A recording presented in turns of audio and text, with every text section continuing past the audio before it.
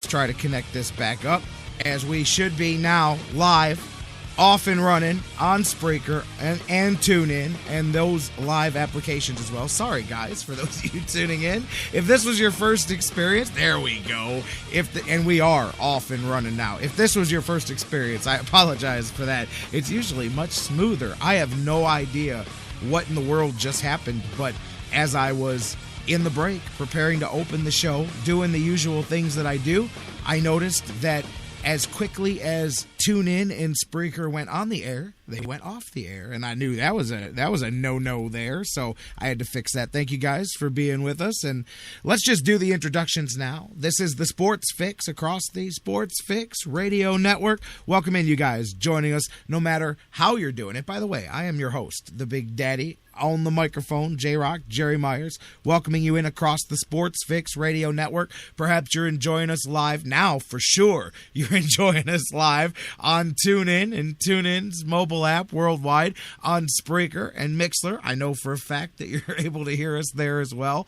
And on the sportsfix.net, our home base, our mothership, if you will. And thank you guys so much for being with us. See, hear everything just crashing across the board here as I try to get things up and running to start the show. That's okay. We're on the air, and that's all that matters. Welcome in as well, thousands of you that listen every day on digital delay 24/7 on sites around the world, such as iHeartRadio, the world's largest internet radio provider, on iTunes and Stitcher Radio and SoundCloud and CarPlay and all of the podcast formats, all the places that you download, feed, subscribe, all the things that you do to get your fix, as I say all the time. Thank you guys so much for being here. You're not just a part of the show, you are the Sports Fix. So be a part of the conversation right now. Phone lines are open. Honestly, they're open. Everything else may be falling apart, but the phones are open. 216-539-7535. Won't be open long. We've got Jeff Gorman from Indians101.com joining us. Dr. Football,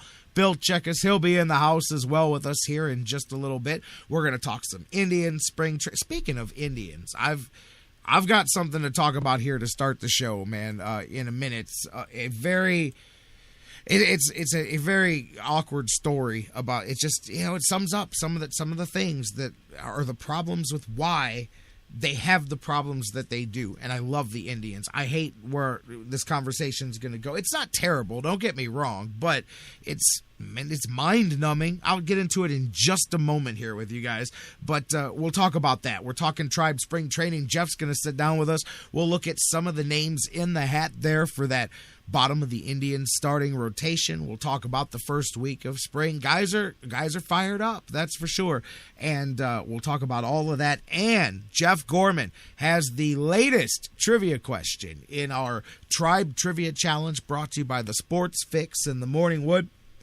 All of our guests have joined in with us in this contest and provided some great questions. Yesterday, Dan Wismar you know what? I'll even throw it out there. Yesterday, Dan Wismar dropped question number 5. 10 questions, 10 days. Remember, the winner gets an authentic 1972 Gaylord Perry Cooperstown collectible jersey. Indians home whites, baby. We are getting into the home stretch here, the second week of these. Don't forget, you can go back and listen to all the past questions, because the most right answers wins. 10 questions, 10 days, the most right answers wins. Next Monday, a week from yesterday, final question. Next Tuesday, a week from today, not only do the Indians have their first spring training game, but somebody is going to win the Tribe Trivia Challenge. The Sports Fix and the Morning Wood teaming up to bring that to you. Dan Wismar, I'm going to throw it back for you real quick. His question yesterday, question number 5. You'll have to dig back last week for the rest of the questions, but he came off with: how many Cleveland Indians in franchise history have hit for the cycle? How many players have hit for the cycle? And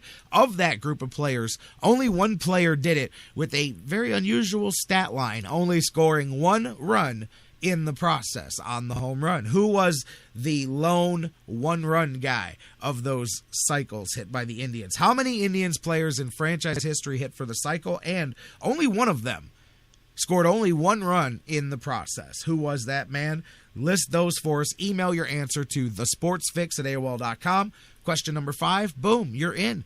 get as many right as you can, and we'll see who's got the highest total. I can tell you that as of the totals that I've got this morning before we went on the air, nobody has all the answers correct so far. There is now nobody that has every answer.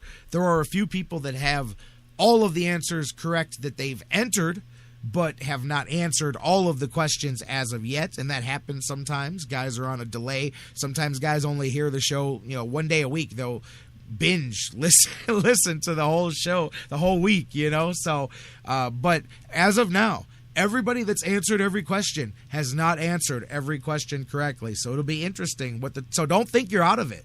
Go back and answer them and get them in. Jeff Gorman is going to have question number 6 here coming for you guys a little bit later when he joins us here on the show. As I said as well, if you can't get through on the phones, Facebook and Twitter is the way to do it. Stay in touch with us 24/7. Facebook.com/The Sports Fix. Tweet with us at The Sports Fix CLE. Facebook.com/The Sports Fix. Tweet with us at The Sports Fix CLE. And of course, you can email us as always, thesportsfix@AOL.com. Quickly as I get things going here, all of my tabs reset. I'm going to deal with that later. But last update I've got from the queue. What did you do this morning when you got up? I got up, got ready to do the Sports Fix. Perhaps you got up and went to work. The Lake Erie Monsters got up and played some hockey this morning. It's the annual once-a-year school day game where a lot of people play hockey hooky and get off of work, and a lot of school kids bus it down for group trips to the Quicken Loans Arena to watch the Monsters play a 10:45 puck drop. The last update I have, we are about midway through the second period. Monsters trail Rochester 2-1. If any of you have a more updated score than that, let me know. But the last update that I had, with a couple of minutes, more than halfway through there, I've still got Monsters trailing Rochester 2-1. We'll definitely update that as we go. Monsters were down 2-0, and Henley had a power play goal that cut the lead in half there, 2-1 for the Monsters. That's where it sits so far. We'll update that some more as we go, and then of course we'll catch up with Doug Plagans here tomorrow or the next day, get him in on the Sports Fix. We'll catch you up to date with all of the Lake Erie Monsters hockey actions. Pretty. I always dig the gimmick of the 10:45 game every year. The first time they did it when I was at WHK a couple years ago, I was like, I don't get it. But it was like, hey, you know what? It's kind of a thing, and it's Frozen Day. By the way, another Frozen Day here today. I'm 90% sure that my game tonight is going to happen. Because Eastlake North did have school today, but Madison did not. So I'm assuming that game's still going to be a go. But again, here we go. Do you know my kids? I don't know about where you guys are. 4 out of 5 days last week wiped out. And I know one of them was the holiday, but 4 out of 5 days last week wiped out. And now a couple of days here this week to start things off wiped out. And most likely at least one more to come, because tomorrow is going to be up above freezing. But then Thursday, we're supposed to have one more drop down into the single digits. And the school shuts it down if the temperatures are too low. But I don't ever remember non-snow related cancellations as much as this, at least not for a while. I'm like, man, I can feel their education level dropping by the day. Man, kids are getting slightly less intelligent by the second. Put the kids back in school, man. But anyways, weather making it feel frozen, so it's the perfect frozen morning for some Lake Erie Monsters hockey. Perfect time too to talk some spring training and warm that back up in a little bit. A lot of things as we get rolling. One of the things I'll talk about a little bit later with Dr. Football. A lot of people have hit me up over the last 24 hours. I saw Alfonso in the sports friends of the Sports Fix page over there on Facebook. See, now that's starting to become a thing here in conversation with the Browns. Ted Ginn Jr. perhaps in the conversation. I don't know. I've got some thoughts on that. We'll get into it a little bit later on the show with Dr. Football. But talking about guys coming to Cleveland, the other one that cats have been hitting me up with a lot, Kendrick Perkins. Is Perk going to play? When's he going to officially sign? Last word I've got is the contract. The ink should be done here sometime. Probably by the time you're listening to this, sometime here this morning, the official contract will be done. Physical was taken care of yesterday. There's an outside chance that Perk maybe even sees a few minutes here tonight. I wouldn't bet on it, but I wouldn't bet against it either. I mean, I wouldn't be, a couple of minutes. A big guy can come in and run some standard plays. And, it was Mozgov when he first came in. He kind of dropped into the fire a little bit and then was able to get a few practices under his belt, and they expanded what he could do more. So who knows? Perk's a vet. He's been around for a while. They could use an extra body. Sean Marion going to be out for the next couple of weeks. He's got a strained hip.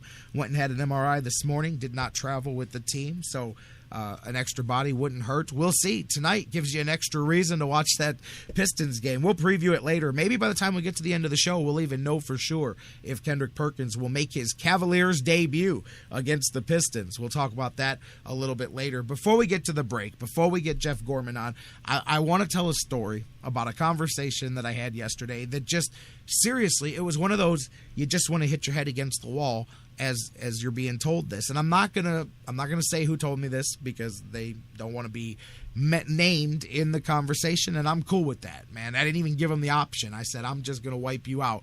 But I'm having a conversation with somebody yesterday, big Indians guy, right? And he's relating a story to me about the Cleveland Indians here. From just this is not like over the winter. This is yesterday's story here, and he's sitting down. He's trying to decide what him and his family are going to do about season ticket. What length of ticket? They're not doing season tickets this year. They're because you know what? Perfect example of the fan base in Cleveland. They have split loyalties. The Cavaliers, they've done what they've done, so now part ticket packages are being purchased for each team, and I get the trade-off. You knew that was going to come. This is an interesting time to judge the viability of three sports teams here in Cleveland. But either way, it doesn't matter. The Indians, you'll hear the rest of this story, and you'll see. I think even if you're a hardcore Indians guy, you're just going to scratch your head and go, what is wrong with the thought process sometimes with these guys? And it makes it hard to feel bad that they can't get people in the ballpark when I finish this story. Here's a guy who is looking for a way to give the Indians some of his money, to give them his fan dollar. He doesn't just want to walk away, doesn't just want to say, I'm going to move on and go spend my money on the Cavs. He says, hey, I'm going to spend some money everywhere. I love the Indians. I love the Cavs. I'm going to go watch some of these games. So he's looking at the 10-game packages. He's looking at the schedule, and he's looking around, looking with his wife, looking at the games they're going to get, starts clicking around the website. Single tickets. Now, I'm not talking about season ticket packages because there's pricing available for that. He starts clicking around. He goes, Jerry, guess what? After a few clicks, I realized there's no ticket prices. I'm clicking around, and I'm thinking this has got to be a mistake. I'm not finding single-game ticket prices anywhere. So he calls somebody in the Indians front office, somebody in that department, somebody that handles a lot of the communications for the Indians, and he goes, hey, am I crazy, or can I not find the ticket prices? And he goes, nope, we didn't put them out there this year. And he goes, okay, can you tell me how much these tickets are going to be in this section? Because I'm trying to figure out my money. I can't tell you. Honestly, told him, I can't tell you. We don't exactly know that yet. I can't tell you. I'm listening, and I'm waiting for the punchline. It's like I'm listening to a bad joke being told. I'm like, you're on the phone with the Indians. And trust me, I know the person that he's talking to. I'm like, you're on the phone with so-and-so. And they tell you that they pulled the prices off, which you know why they pulled them off. Because they got tired of people going on the website and comparing the ticket prices to the dynamic ticket pricing. So guess what? Now you can't go back and look. You can't, you know what I mean? They're very smart with how they're doing that. And it just leads more gas to the fire of the fact that what the Indians have been, and this is what they've been accused of doing, not raising the ticket prices for games with more value. I totally understand that. I get it that a game against the Yankees is worth a few more bucks than a game against the Astros or something like that. I get that point of it. But he brought up an interesting point, how they've been kind of following experimentally on the secondary ticket market the last few seasons, and how coincidentally every time there's a higher demand for an Indian ticket, when they check the secondary market, whatever the high price is on the secondary market, that is magically the exact price that the Indians decide to charge for that ticket, which is what a lot of people have accused them of doing, is absolutely gouging the most loyal fans who walk up their day of like that and are hit with that. And then there's all kinds of other intricacies. I'm not diving into dynamic pricing, so don't any of you smart marks out there start going, well, that's not. I know there's more to it than that. I'm just getting to the meat of it. Point being is I still go back to now. We pulled that off, and we really can't. We're not. I don't really know how much. I mean, come on, man. I mean, I don't know. My joking guess was they were trying to make it such a pain in the neck and so difficult to buy single game tickets that you go, oh, well, I guess I'll buy season tickets instead, which of course doesn't happen. But, I relate back to Dan Wismar and some of the stuff we've talked about, and I have to agree. Mike Brandenberry, Jeff Gorman, we've all talked about this stuff. I wouldn't hire different people to make baseball decisions. I would, if you said you could run the Indians for 24 hours, what's the first thing you would do?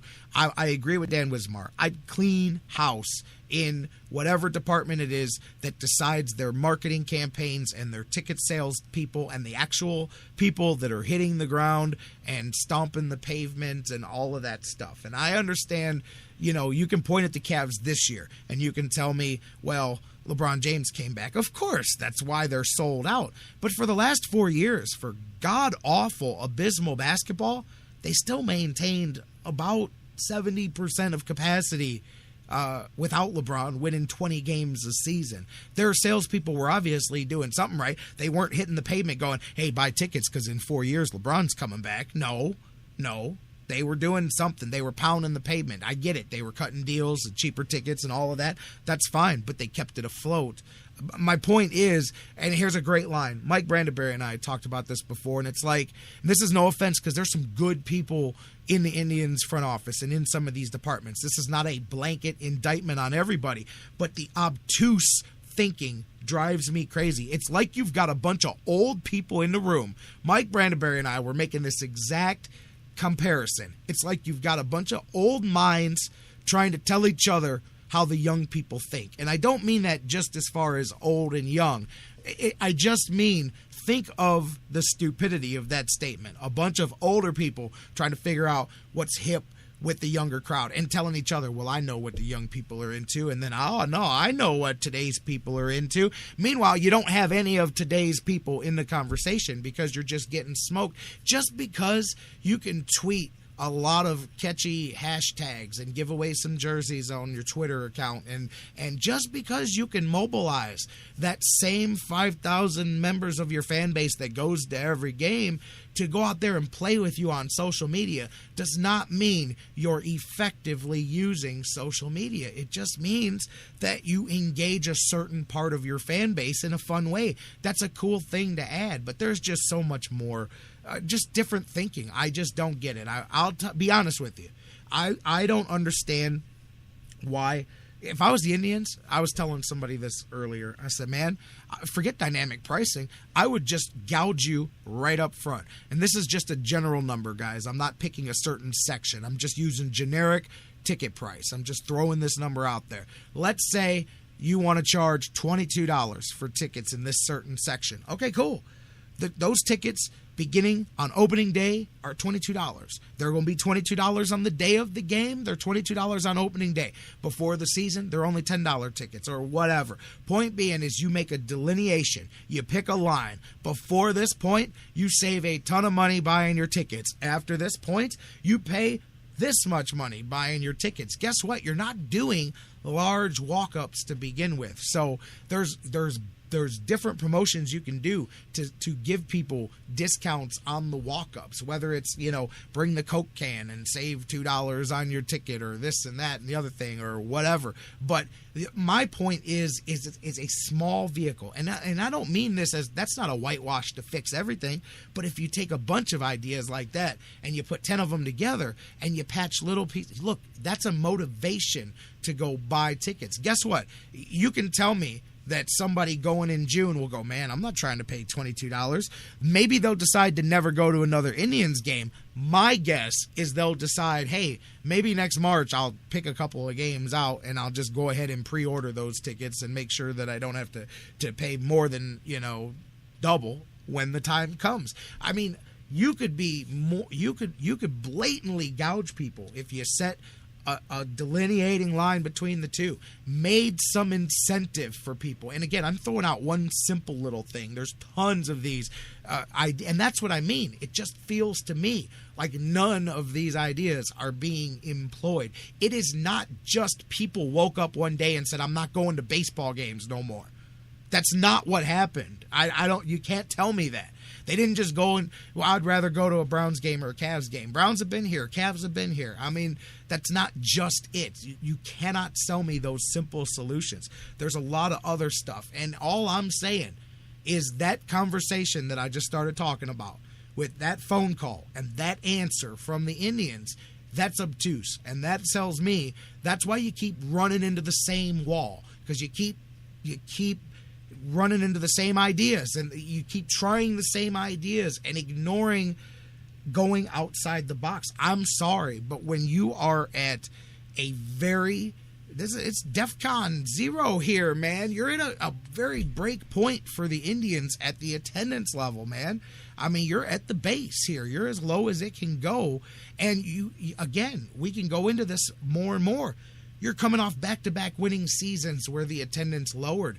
That's a scary sign. No matter what you tell me, that's a scary sign. Indians had more of a drop from one winning season to the next than the Cavs did from one first-round draft pick season to the next, as far as a percentage of a drop from one season to the next. It's ridiculous. It should not happen. And I get it that part of it is the changes in the fan base. Part of it is wanting to stay home. But guess what? The Browns game, the Cavs games, they're every bit as colorful on my big, bright TV, too. The sound is every bit as good there, too. And I'm not saying me, because I go to all of them anyway. I'm not saying me specifically. But point being is those other places have those same disadvantages, too. Those games look just as good on their TVs, too.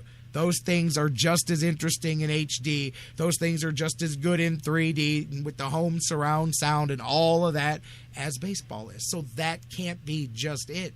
And just when I see some of these things and just think of the lack of going outside the box. I mean, just loading up your promotions is not going to do it. As we saw last year, the more promotions last year, I think, than in the history of the Indians. I mean, it was something every night.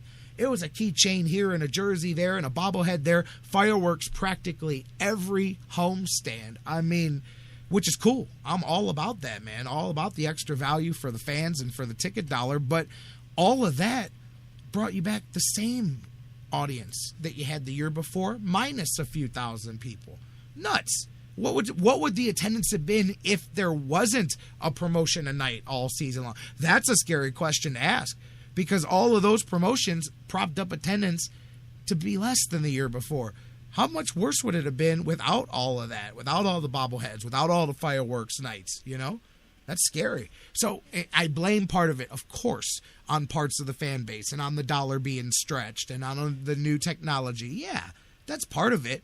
But when you think about a conversation like that, that's obtuse. That's where you throw your hands up. And if you're not a hardcore Indians fan is talking like me. Man, got to get through to these guys because I want to see the stadium packed. I want that team to have a good crowd to play in front of because, man, as we're going to talk about here in a minute with Jeff Gorman, I'm getting a feeling here about these Indians. I'm telling you, just the attitude in spring. Everybody's got a good attitude in spring. I get that, but there's something, man. I think these guys, instead of printing it on a T-shirt this year, a lot of these guys in their words just feel like they've got that unfinished business, but nobody's going to print it on a T-shirt and be cocky about it this year. Instead, just show up and do it. Try harder. Guys working out. Everybody showing up. I know it's easy to say best shape of your life, and you'll hear that 500 times at every spring training, but man, a lot of these cats did show up in the best shape they've shown up in quite some time with some mindsets where they're ready to go. So I want to see fan base fill up that stadium and appreciate the season that I think we may be about to have. It might be a fun ride with the Indians this season. But as I was about to say, if you're not like that, if you're not hardcore, when you run into stupidity, you just throw your hands up and go, you know what? Guess what? Those cats 90 feet to the left, I'll go to one of their games. I'll go watch them win a championship. If you're going to make it hard for me to give you my money, they won't. They've got somebody standing outside thanking me for my money and walking me into the door. I don't mean that literally. I mean figuratively. That's what the Indians need. You would think that's what they need. They need to walk you into the door and thank you the entire way and say, now enjoy the game, man. We're gonna live up to our end of it. Instead, let's just do difficult things that make people go, you know what? That's what I'm saying. If you're not a hardcore baseball guy, wouldn't a bad attitude like that make you go, well, you get what you get? And I don't mean that. I don't mean you get what you get. But I could not blame a single... That's right, Phil Collins. Some kind of misunderstanding here. Because if I wasn't a baseball guy, if I wasn't a Tribe guy, I'd be like, okay, good luck. Enjoy playing in front of 9,000 people. And I hate that. That's why I don't mean that. That's not me saying that. That's that person. And I get where that attitude comes from when I hear stories like this. It's like, come on, man. Shake up that ticket sale department, man. Corporate ticket sales as well, too. Get out there. There's got to be. I know it's not all the Indians' fault, but I still feel when I hear stories like that, I know that there's things that aren't being done. There's ideas that aren't being listened to. There's mindsets that aren't being tried and approaches that aren't being tried. Because everybody knows so much. They know so much that less people keep showing up every year. And I want the Indians to be appreciated. I want that ballpark to be packed all summer long. I'm not saying this so that I can hurry up and talk about the Browns. We're going to take a break and come back, and guess what? We're going to be talking about the Indians some more. And I want 30, 35, 40,000 people in there on the weekends. I want 25, 28, 30,000 people there for the weeknight games. That's what I want again. I'm not asking for the 90s all over again. Just asking for that place to be packed and rocking every night this summer. I think they're going to have a season worth it. And, some of that'll catch on. Some of that'll catch fire. But, this offseason, I was just so frustrated.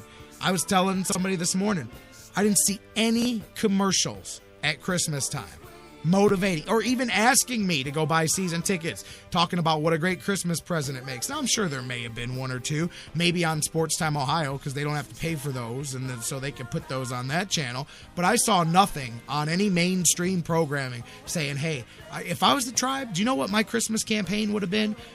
Grandpas and grandsons and moms and dads and kids just doing those, hey, I was 12 when my dad first bought season tickets at Christmas and this summer and that, telling those little stories. And I'd have a whole advertising campaign making people go, hey, you know what? That's what people do in Cleveland for Christmas. They buy each other season ticket packages and they go to Indians games. And you know what I mean? I'm just saying, you can't, if you don't try it, you don't know if it worked. But I saw nothing at Christmas time telling me to go buy my season tickets for the Indians. And that's the time of year when it should be hit the hardest, from November to Christmas. That's when you sell the bulk of your season tickets. But anyways, just that, I wasn't trying to do this. That phone call, I was like, man, do you mind if I tell that story on the air? He said, no, go ahead. Because it needs to be pointed out. Doesn't that make no sense? They're struggling to draw the house. Somebody calls and they're told, A, we took the prices off the website because we don't want people to see them. And then B, we can't even tell you what the ticket prices are going to be yet. Meaning, they're going to depend every day. We're just going to randomly decide what to charge you. And that's what most fans complain about the most, is they feel that the Indians are ticket gouging on certain games. And they could eliminate that so much by just being upfront and going, hey, here's the pre-sale price. Here's the really expensive, you didn't buy it in advance price. And very quickly, you'll teach people to buy them in advance, but you can't just jack up the rates when the demand's not there. Supply and demand, man. Supply and demand.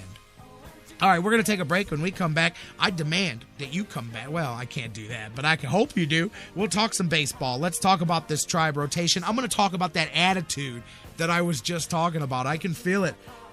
I'm telling you, guys are coming in motivated. It's a long season, and not like the Indians are the only team coming in motivated, but I just see a different gleam. There's a gleam in the eye, as Marty Schottenheimer would say. I'm getting a feeling about these guys. We'll see how it translates on the field. We'll see what Jeff Gorman thinks, and we'll bring you trivia. Question number 6 in the Tribe Trivia Challenge. Coming up next, Jeff Gorman from Indians101.com joins us here on the Sports Fix.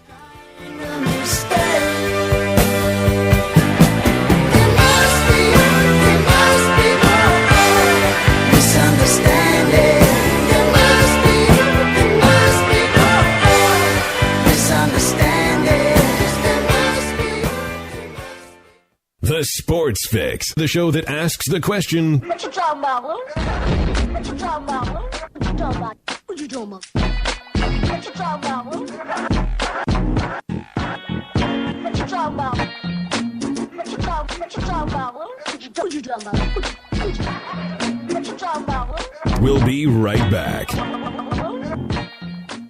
Hey guys, before we go to the break, I want to talk to you a little bit again about our good friends at Harry Buffalo North Olmsted, the UFC, the Ultimate Fighting Championships, some of the hottest fights in the world today. Each and every one of their huge events, Harry Buffalo is one of the few places in Northeast Ohio you can go there and watch each and every UFC fight at the Harry Buffalo. And let me tell you, I've been there. The people are out the door. They are to the rafters. It is one of the craziest environments for some UFC fights. Wing Mondays, they've got great deals on wings and drinks, and every day of the week there's a different special, a different deal. And don't forget the Bison Burger, the unbelievable. It is the combination of a fantastic burger and eating healthy combined into one unbelievable sandwich. You have got to get a Bison Burger while you're there. So whatever you're looking for, whatever day of the week, Monday through Friday, Saturday, Sundays, there's something for you at the Harry Buffalo North Olmsted, just outside Great Northern Mall. Check them out today. Harry Buffalo, join the herd. Sports Fix listeners, like us on Facebook today. Facebook.com/The Sports Fix. I'm Little Teapot, short and stout. Here is my handle and here is my spout. No, Dad, like this. When I get all steamed up, then I shout, tip me over and pour me out. This is WWE superstar Roman Reigns. The smallest moments can have the biggest impact on a child's life. Take time to be a dad today. Visit fatherhood.gov, brought to you by the U.S. Department of Health and Human Services and the Ad Council. Fantasy sports lovers, you put so much time, hard work, and effort into playing week to week that it quickly stops being a fantasy and starts getting real. And when the smoke clears, you want to show off those victories with a real prize. I mean, a really real prize. Nobody does that like Fantasy Jocks. The crew over at Fantasy Jocks have beautiful, high-quality, and heavy-duty championship belts, rings, trophies, and so much more for all your fantasy sports needs. There's literally only one place to go. FantasyJocks.com. No football? No problem at Harry Buffalo North Olmsted. The excitement never stops. Every day of the week brings a different set of food and amazing drink specials. Fight fans, Harry Buffalo North Olmsted is the home for every UFC pay-per-view live on the big screens. And let's not forget their mouth-watering trademark, the Bison Burger. Nobody does bison like healthy and delicious. What are you waiting for? Get to Harry Buffalo, just outside Great Northern Mall today. Harry Buffalo. Join the herd. Hello, Cleveland. This is WWE Hall of Famer Mick Foley, and you are listening to The Sports Fix. Yeah!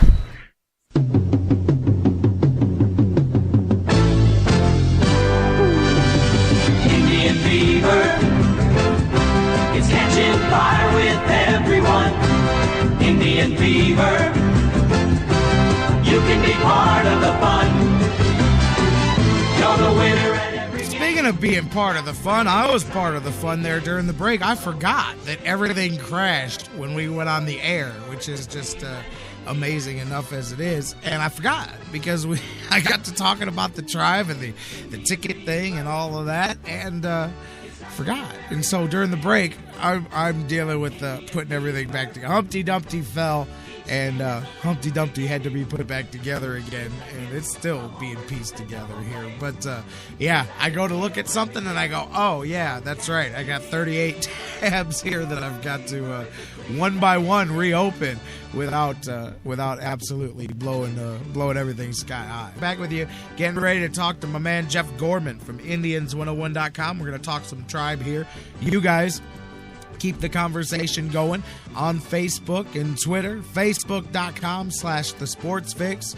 Tweet with us at The Sports Fix, CLE. Email us, thesportsfix@AOL.com. Again, Facebook.com/The Sports Fix.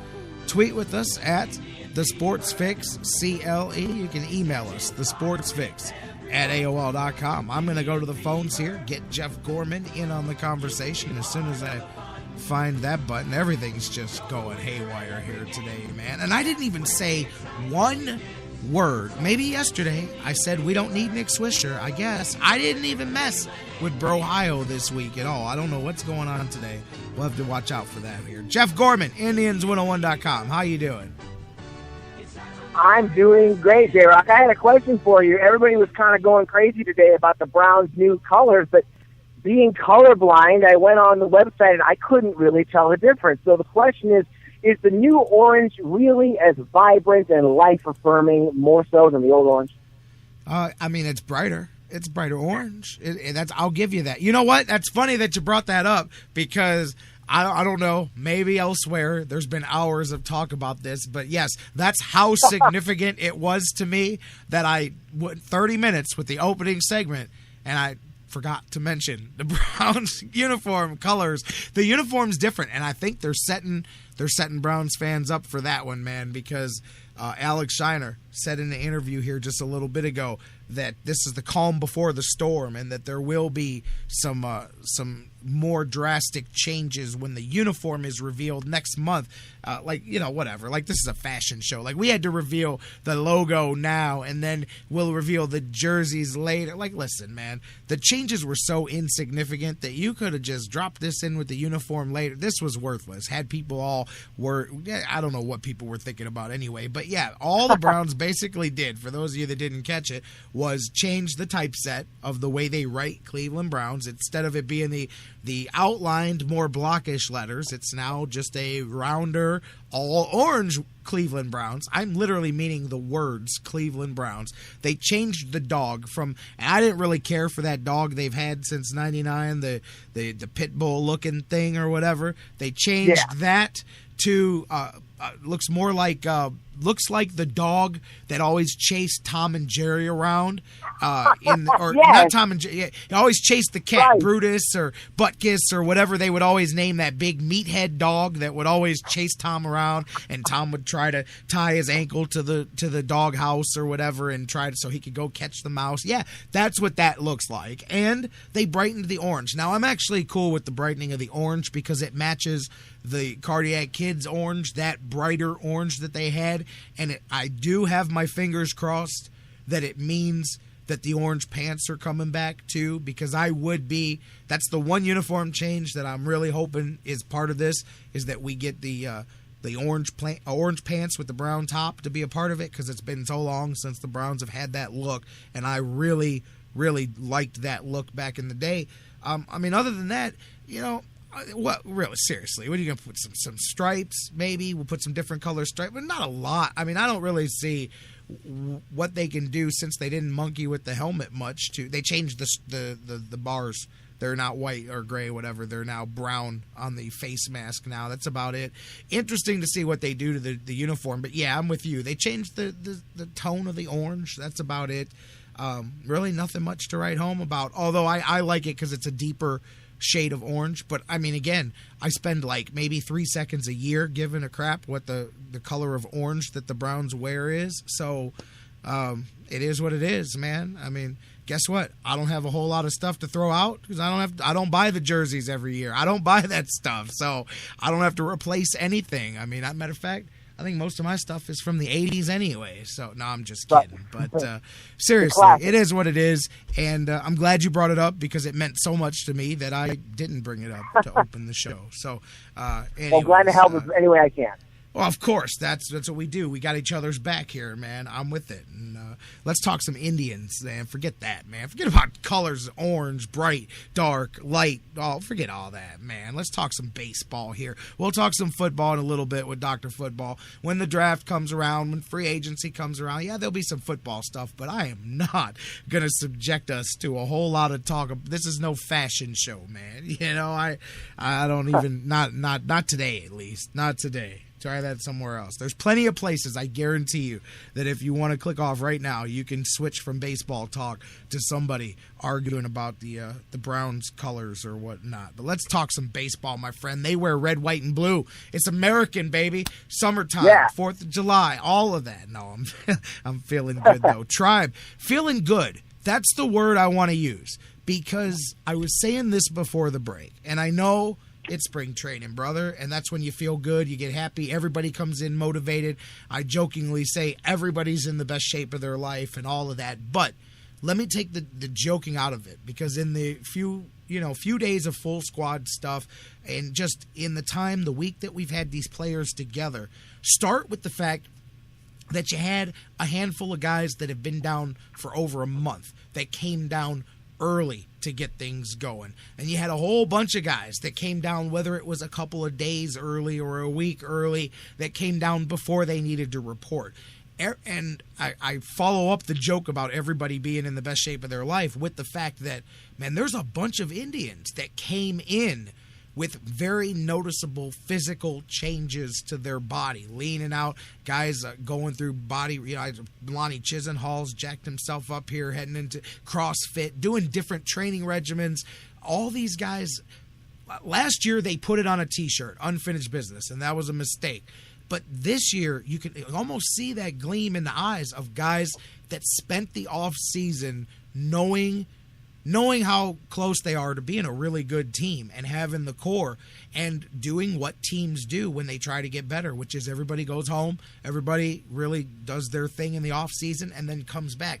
But I'm not trying to be a homer when I say this, but I'm totally getting the vibe from these guys as individuals that a lot of them put in some work and that they are coming into this thing cognizant of, if the Indians play the way they can, if they all live up to what they should do, this could be a very good season, a very special Indian season here. And I just got that vibe from the way the players came in, the shape that they came in. No, Bruce, coming in shape does not mean coming in looking like the Incredible Hulk, man. Actually, it's the opposite. When you get more ripped, it's because you lost weight. It's because you leaned out. Some of these guys came in less bulky, came in more lithe and more sleek. And I'm just saying, when you got a whole team full of guys that seem like they've got that motivation, that's where special stuff comes from. And I think that is the Tito effect that Dan Wismar talks about. We were talking about it yesterday.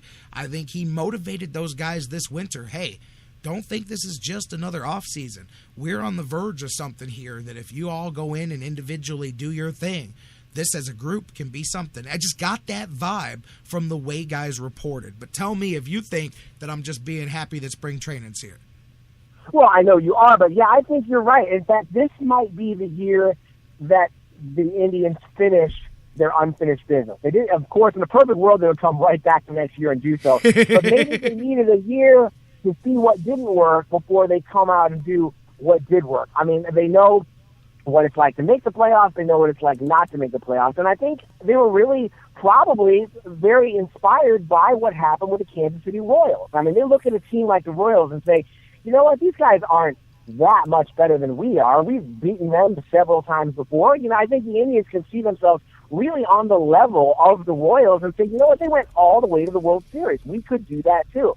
So, again, it's not necessarily just rolling out the same guys and expecting, everything's going to go. Because obviously the big problem last year was the defense. And the defense really got them into a bad hole that was almost inexplicable, and they really had a hard time coming out of that. But I think that the Indians look and say, we can improve on that. We can, we've got a few new guys, and, everyone, just keeping the group together, the most of the group together, there's really a lot to be said about that, because that's what championship teams do. They do have guys that have been together for 3, 4, 5, 6 years, and eventually you've got to become that team. And I think the Indians, look and say, this is not an unreachable goal. This is something that we can definitely do to get back to the playoffs and possibly make some noise. And yeah, I think that's very real. And again, it might be a year late, but this could be possibly the year of unfinished business.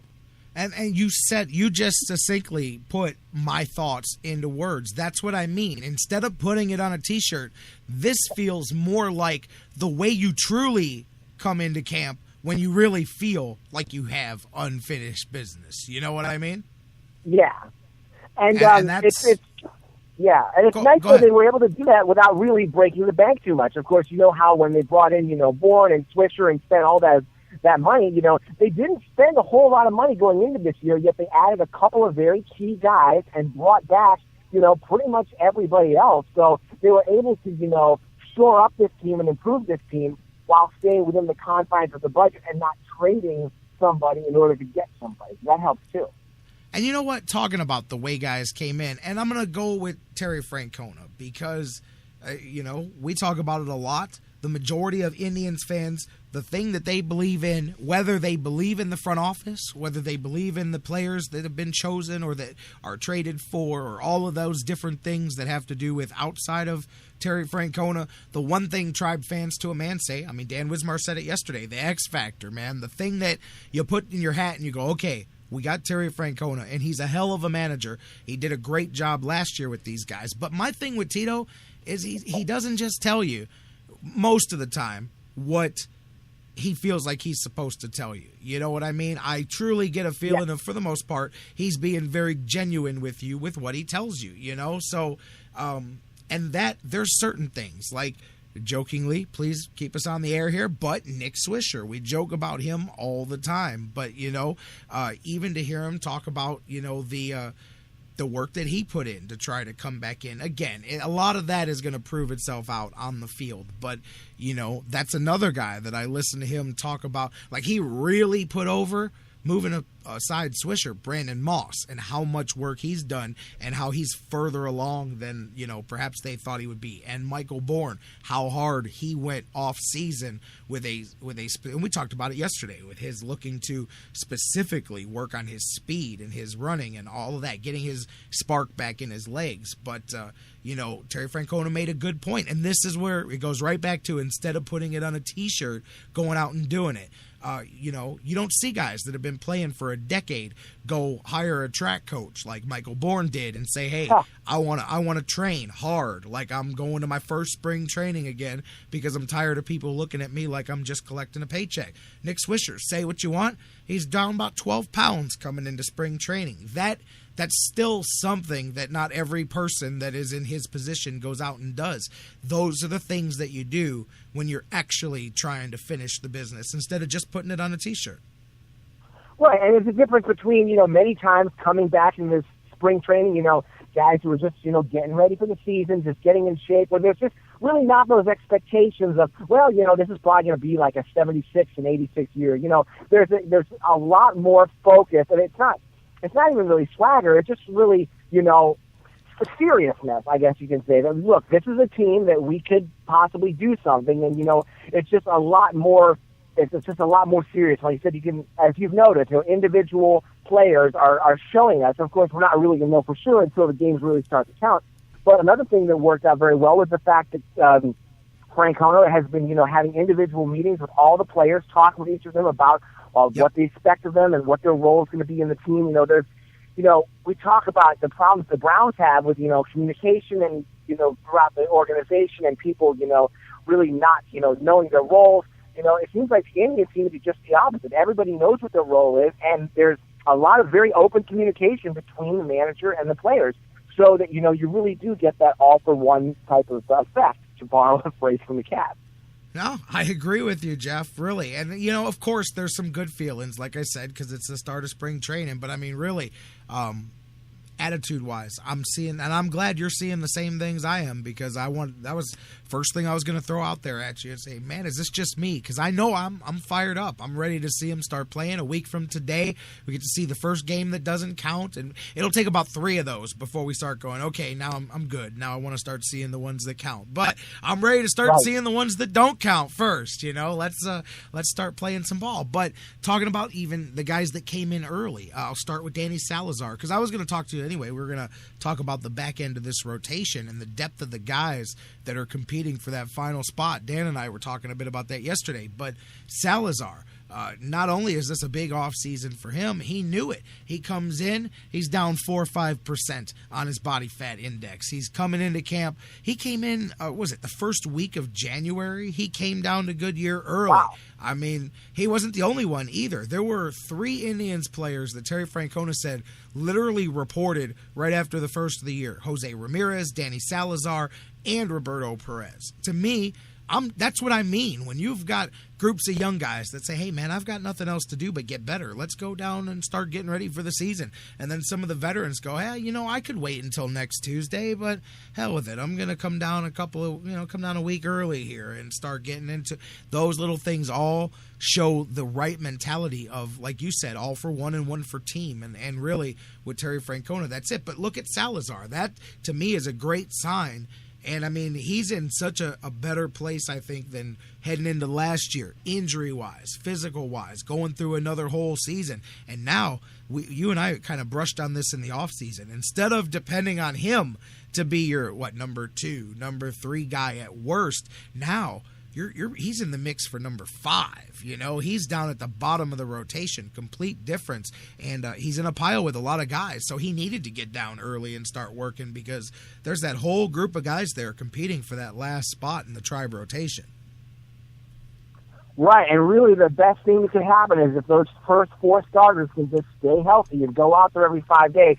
Then whoever wins that 5th spot, whether it's going to be Danny Salazar or TJ House or Zach McAllister, Josh Tomlin, or maybe even Bruce Chen, if you can throw out a really strong number 5 starter, then you can really start to do damage because a lot of teams, are struggling to find anybody as the number 5 starter who can even make it through the 5th inning. So if you can get that kind of an advantage and get that solid rotation 1 through 5, then, you look at individual series and come in and you're throwing out, good starters every single game while the others have, a couple of good starters and then somebody who's really iffy in their number 4, 5, 5. Then that's when you start getting advantages and when you start winning series, and that's how you start climbing up the standings.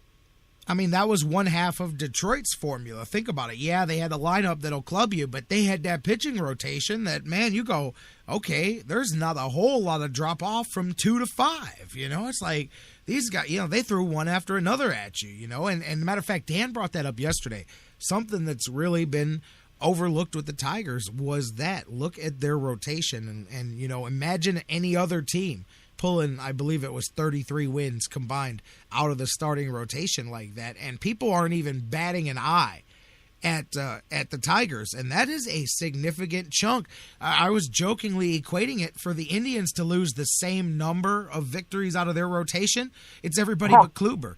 It's everybody but Kluber. You literally pull 2, 3, 4, and 5 out of the Indians' rotation, and then tell me how good they do with the next guys up, And, I mean, that's going to be harder for Detroit to – I mean, yeah, they got Price in there. You got Price. You got, obviously Verlander. And that's no – guaranteed bounce back either, although he's got enough of a track record that I think you want to bank on that. I think you give him the benefit of the doubt, but still. And then they've got the younger guys down, Simon, and down at the bottom of the rotation. It's still a good one, but that's a big chunk taken out of that right there.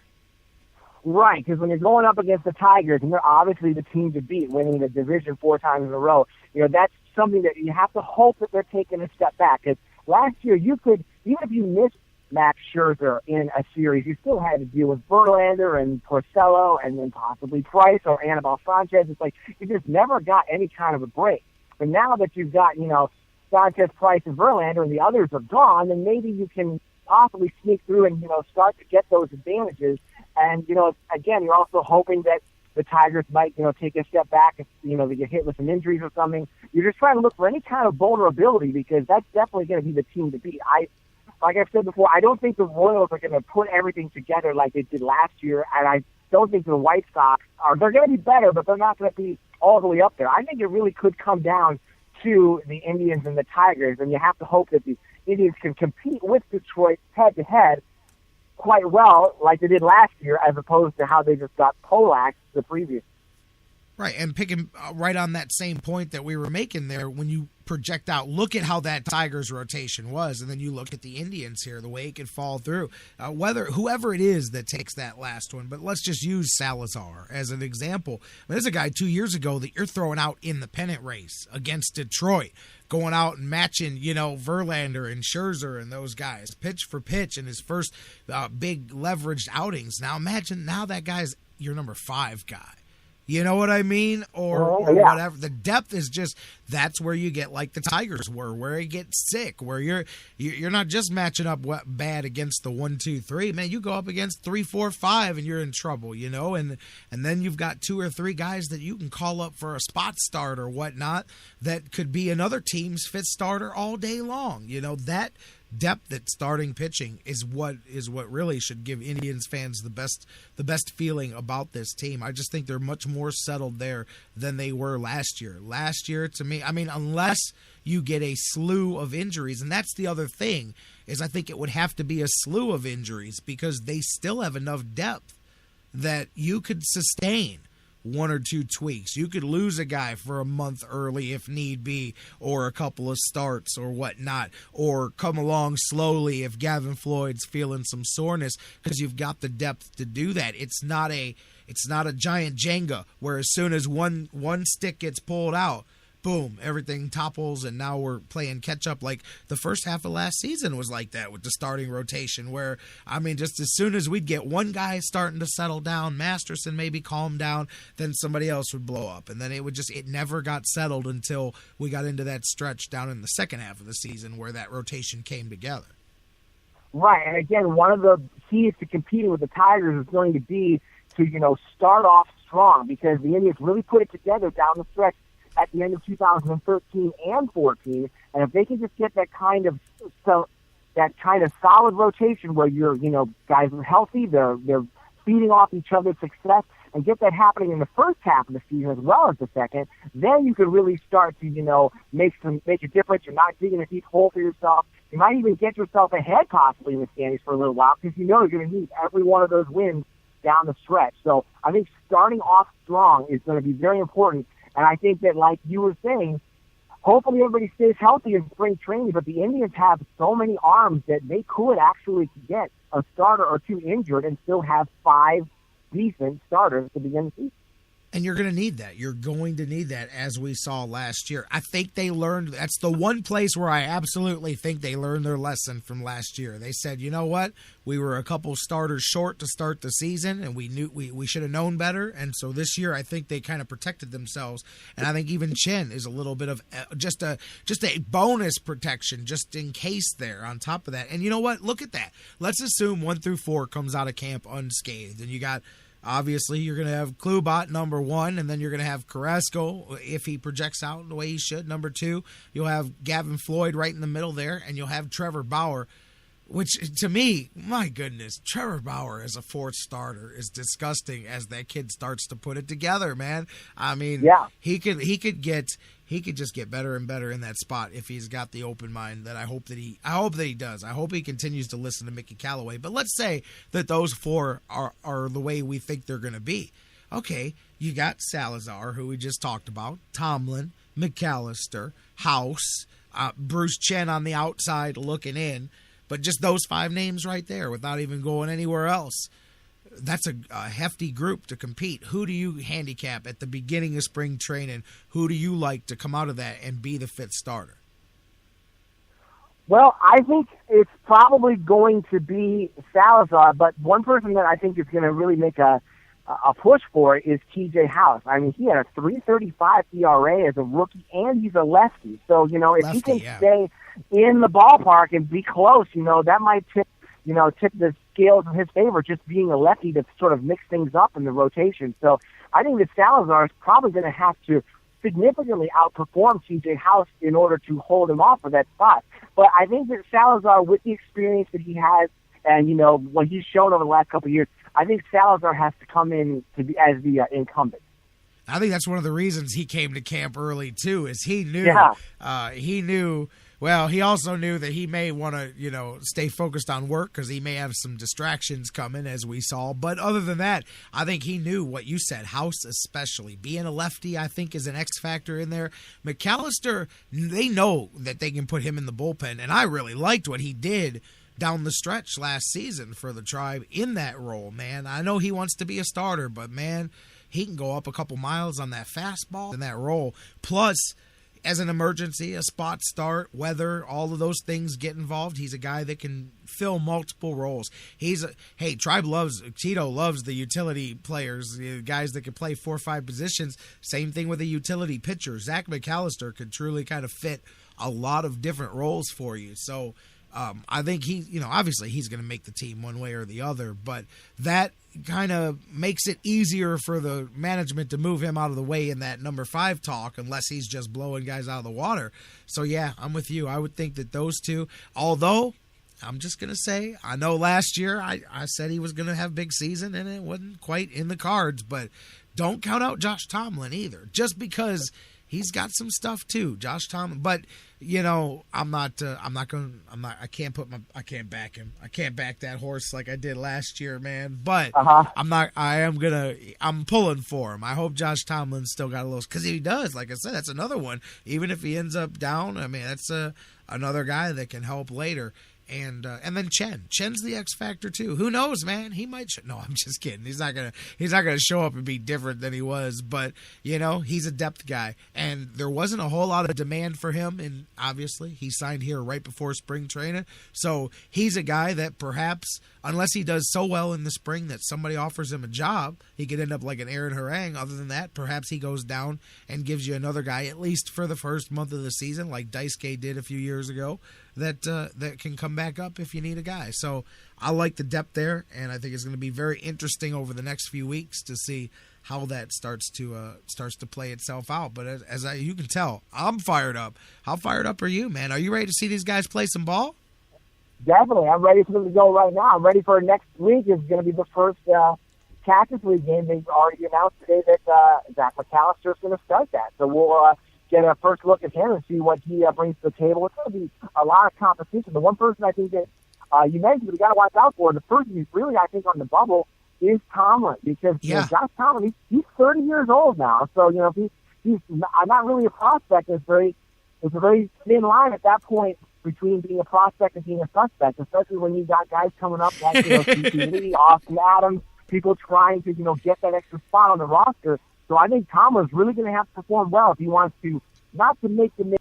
I like that. A prospect or a suspect. I like that there, man. And you're right. And that's why I say don't count the cowboy out, man, because desperation is a crazy motivation for guys too. Who knows?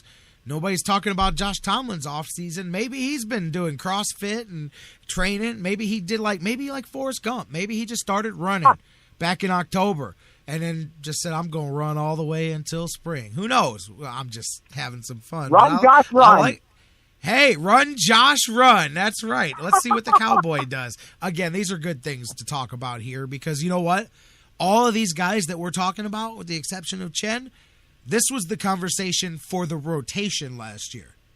This was the conversation for the Indians' rotation last year was Salazar, McAllister, Tomlin, who's 2, who's Bauer, who's 3, who's 4, who's 5. Now it's that whole group of guys. Basically, your whole rotation has been knocked down a couple of pegs, especially if Carrasco does what he did at the end of last season. That's really the key there. But look at that difference. That's why you should feel different about the Tribe pitching, because the guys you were trying to figure out what order they go in the rotation last year, now only one of them is going to be in the rotation at all to start the season this year. To me, that's such an upgrade. When you've got depth like that, then that's somewhere to go. And starting pitching, you can never have too much of it. I think that's the biggest reason I'm so gung-ho on this team to start the season.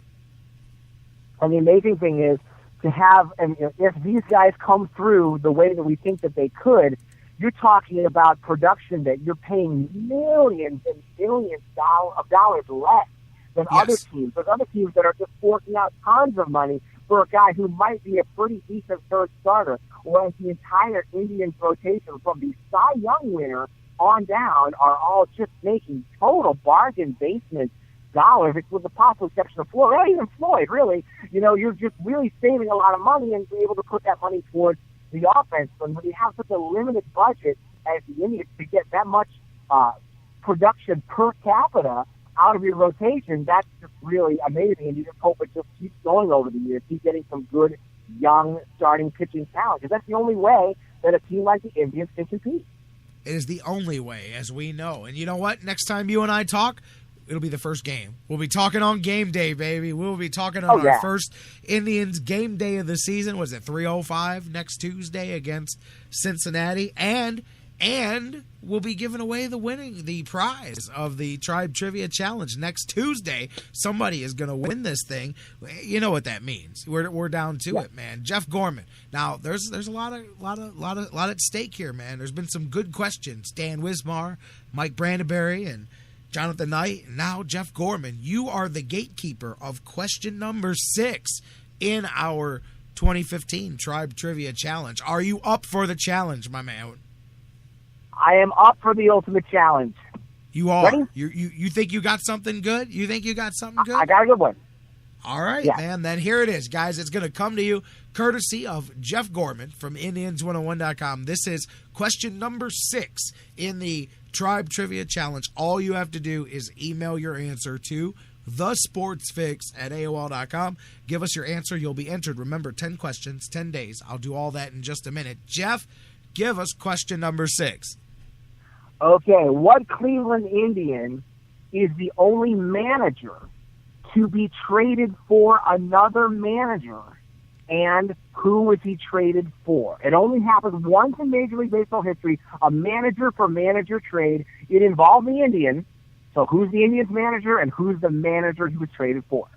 All right, there we go. Now, I know the answer, although I can't lie. I didn't know it off the top of my head at first. I knew half of the answer, but this is one of those that, you can easily go look it up, but you'll learn something because I guarantee you there's a ton of people that didn't even know that you could do that. You could trade managers, yes, and it has only happened once in all of baseball history. It has only happened once, and the Indians were the team that did it. They traded their manager for another team's manager. What was the trade? Who were the two managers that were traded for each other? It's only happened once in Major League Baseball history. Indians traded their manager for somebody else's manager. And I guess you get close to that nowadays. You get guys they won't necessarily trade the manager or the coach, but you have to make a deal. You'll give up a third round draft pick to be able to sign the manager while he's under contract. Yeah. That's kind of the same, but it's not exactly the same as just calling up and going, hey, so check this out, man. We'll trade you. We've got Pettin here, and we'll trade you Pettin for Lovie Smith, and we'll throw in a bag of those lower inflated Patriots footballs. How's that sound? But you get close to it. But it's amazing to think with all the things in sports that's never been tried again more recent. You got to think it's minor league sports, different gimmicks that pull that off, but. Where's a guy like Bill Veeck, man? Where's the owner that would try that nowadays? Just call somebody up and go, what? You know what?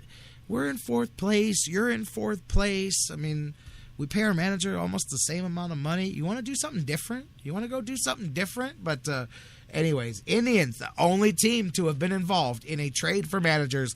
And there you go, from Jeff Gorman. Who were the two managers and what was the trade that the Indians were involved in? Email your answer to thesportsfix@AOL.com. Just let me know you've got the answer to question number 6 in the Tribe Trivia Challenge. Tomorrow, Dan Wismar is going to have Tribe Trivia question number 7. Who knows where he's going to go with that one. Should be a lot of fun. Jeff, fun stuff. When you and I talk next week, should be even funner, which is a word that I just invented because the Tribe's playing some baseball, baby. That's right. Nothing could be more funner than that. Nothing will be funner than watching the Indians play baseball in the almost summer of Arizona. See, look, I almost made it. And you know what else it's going to do? It's going to make us happy, like my man Pharrell singing in the background. Yep. It's going to make us happy to see some Tribe baseball play in the Reds. Jeff, great trivia question, great conversation. Thank you so much for joining us. And you know what? We can talk about we could talk on Friday about them, steel, brown, orange, all the different color schemes if you want. You can talk to me about my paint job on my car, whatever you want. We can do that on Friday. But today, thank you for talking some baseball, my friend. It was always a good time having you with us. All right, my pleasure, J-Rocc. I feel happy now, and I'm ready to talk to you on Friday about the Browns. It'll be great. Oh, why? See? No, happy. Anyways, all right, man. man. You had to go in the other direction. I love you, Jeff. Have a good one. We'll talk Browns on Friday. Sounds good. You too, man. You got it, man. My man, Jeff Gorman. Check him out, Indians101.com. Always a good time. Always fun when Jeff joins us here on the show. And one more time, trivia question number 6 in the Tribe Trivia Challenge. What, the only time it ever happened in baseball history, what team traded their manager to the Indians for the Indians manager? It's the only time that two baseball teams have traded each other managers, and the Indians were part of this historic trade. Let me know what you got. Email it, thesportsfix@AOL.com. That's question number 6. Dan Wismar's got number 7 tomorrow. We've got news coming your way and Dr. Football following that next. We'll talk a little Browns, talk a little NFL. We're not going to be talking about the colors, but we will talk about the combine and all of that stuff. Talk a little bit about the Browns draft. Dr. Football, Bill Checkus, joins us next after the news here on the Sports Fix. Bring me down, can't none bring me down. The love is too high. Bring me down, can't none bring me down. I said, clap along if you feel like a room without a roof. Clap along if you feel. The Sports Fix, your choice for intelligent talk. I'm expecting a very important delivery at the house, so could you please call me if it arrives? I'll give you my cell number. 401-555-1125. 440. No, I was just repeating the 4. 1-4. 1-4. Intelligent talk. Okay, 1125. 1125. 155. I'm not giving you quantities of the numbers. I'm giving you the numbers. 1125. Those are the last 4 numbers. Oh, I see. 1125. Yes. All right. Now read the number back to me. Let me get my pen. The Sports Fix will be right back. I'm Tyler Zeller, and you're listening to The Sports Fix. Today on Save on Taxes, we ask 100 people what costs less than filing your taxes with IRS Free File. A car seat. Oh, a pair of shoes. The correct answer is nothing. When you use Free File, you get brand name software, tax prep, e-filing, and help with the new healthcare provisions, all for free. So, did we win anything? Everybody wins. freefile.irs.gov. It's fast, it's safe, it's free. Business owners and professionals, do you want to take your business, your product, your team, your event to the next level? You want to advertise right here with the Sports Fix. Our listeners are among the most loyal listeners, terrestrial or internet. The Sports Fix universe is not only the radio show, but tens of thousands of fans on Facebook and Twitter. Email me, Jerry Myers, thesportsfix@AOL.com. That's thesportsfix@AOL.com, and hit it out of the park right here on the Sports Fix. Whether it's an oil change or a new set of tires, Quick Lane at Valley Ford Truck has you covered for your car care needs. They're your neighborhood quick service experts. They also offer a low price tire guarantee. Choose from 13 brands, and if you find the same tires at a lower price within 30 days, Quick Lane at Valley Ford will refund the difference. 5715 Canal Road, right under the 480 bridge in Valley View. Come see why life is better in the Quick Lane. quicklane.com/Valley Ford Truck.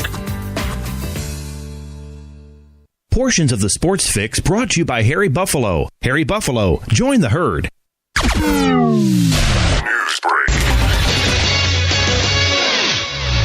Good morning, I'm Doug Brown. Kansas State coach Bruce Weber apologized to Kansas coach Bill Self after Wildcat fans stormed the court Monday night. K-State beat the Jayhawks 70-63, and after the game, Self and a few of his players were bumped and shoved by exuberant fans. Duke center Jahlil Okafor is improving and might even play tomorrow night at Virginia Tech. Okafor missed Duke's last game with a sprained left ankle. He leads the Blue Devils, averaging 18 points and 9 rebounds a game.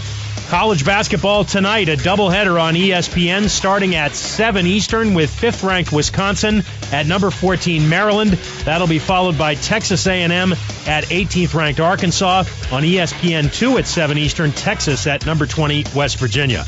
The St. Paul Pioneer Press quotes Nelson Peterson saying his son, running back Adrian Peterson, has not closed the door on playing again for the Vikings.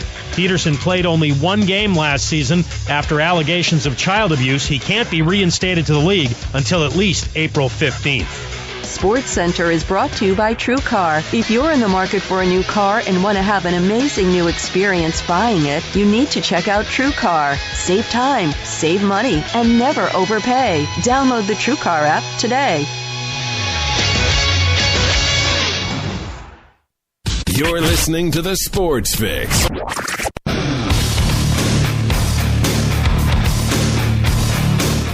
Welcome back to the Sports Fix, live across the Sports Fix radio network as we roll on here into Hour 2, deepest, darkest jungles of Hour 2 here. Dr. Football Bill Chickus is going to join us here in just a moment. We'll talk some football real quick. Monsters fans, Lake Erie Monsters doing the school day thing here. This is the yearly school day game where they play puck drops at 10:45 in the morning. It's been all downhill, unfortunately, for the Monsters. They got within 2-1 to start the second period, but Monsters gave up a goal in the second, gave up a goal early in the third. Monsters right now with a few minutes to go in the game, maybe pretty close to the end of the game. Monsters trail 4-1 against Rochester. That's the latest score I've got. We will update you on a final score before we get done on the air, but not looking good for the school day game here for the Monsters. They trail Rochester 4-1 late in the third period. Guys, we'll keep the conversation going on that later. Talk some more Tribe, all of that, reopen the phones. You guys keep the conversation going on Facebook and Twitter, facebook.com/thesportsfix. Tweet with us at thesportsfixCLE. Email us, thesportsfix@AOL.com. I'm going to the phone line. It's going to be joined by the doctor. He's in the house every Tuesday. Dr. Football, Bill Chickus joins us. Dr. Football, my man, how you doing this afternoon? Good morning. It's afternoon here. Good morning there. And in between, it's time to do the Sports Fix thing. I'm good. How you doing, my friend? I'm doing good. How was your weekend? Excellent. Excellent. Snowed in weekend here and got some stuff accomplished. I'm all for it, man. All kinds of things going on. There was a ton of hoops. There's football stuff going on. There's a spring training. It's starting to pick up quick. A little lull, and now things starting to pick up quick. How about yourself? Not too bad here. I'm just studying some of the results from the end of the combine yesterday and looking at some top performers and some guys that didn't do too well. Yeah, absolutely. I was going to talk to you too. I saw some of the crazy combine studs that were out there, and some of the weird numbers that come out of that. But you know what? It was funny before the combine last week. I did a spiel about just that, and I was going through some of the guys that ended up setting records and blowing records away in the combine with some of their accomplishments that turned out to be some of the biggest studs of the combine, that were the biggest busts of the draft over the last few years, and you wonder which of these guys here will be that. Of course, there's guys that raise their stock and all of that. We can talk about that, but you look at some of the crazy, like, combine studs. How about Byron Jones? And it's easy. Browns fans have actually been pointing this out to me because they know Browns always looking for defensive backs. But how about a 12-foot, 3-inch long broad jump for Byron Jones? I mean, he destroyed the record by 8 inches, man. I mean, just unbelievable. Yeah, and the first thing that comes to my mind when I see that is, was he training just for the one, was he working on his workout was just for the one result of having the best broad jump and the best long jump, or is this part of his training, to make sure he not only makes a mark at the combine, but makes a mark on draft day? Right. I will say this: if I'm an NFL team looking at that skill set right there, I'm going, hey, that's a guy that can high point that ball. That's a guy. There's some athleticism there. I don't know how good he covers. I can't lie. I definitely want to familiarize myself more. I did not watch a ton of Connecticut stuff, so very interested to see if he's got a skill set as a defensive back. But that was one that just boom jumped out the charts at you there, man. I mean, I could not imagine jumping that far of a distance, man. Like that's some sick stuff right there, man. Speaking of sick, this one reminds me of one of those busts we talked about last week, Courtney Brown. He jumped all the way up to the top of the draft with his 40 time. But how about what's his name from the from Kentucky, the linebacker, Bud Dupree, 6'4", 270, and he ran a 4.57 40, man. That's a big dude to run a 4.5 40, man. And he even said, he had done even better the week before, leading up to, his traveling to the combine. He said he's gotten under 4.5. Let me tell you something. If that dude could run under 4.5, then I'm definitely, I definitely could run under 5.0. I mean, think about that though. Even at 4.57 at 6'4", 270 pounds to run a 4.57 40, and his vertical was 42 inches. His broad jump was 11'6", 11'6". That's right. That's what 6, 7, 8, 9.5 inches short of what we just talked about with the record there, and that. So basically, my man finished an inch and a half short of the original record at 6'4", 270. That's sick. He's shows playing, he's playing the wrong position. You know, in today's society, J-Rocc, he should be playing tight end. I'm just saying that's a big athletic dude right there, man. That's some defensive coordinator licking their chops, but it's so. And this is where you go talking about all the studs that turn into busts, because it doesn't matter if none of that translates when there's a blocker in front of them and they need to shed that block and get to the quarterback or whatever it may be, you know. So that this is what it is, but I'm just sheerly enjoying pure athletic achievements, and it just shows the human body every year.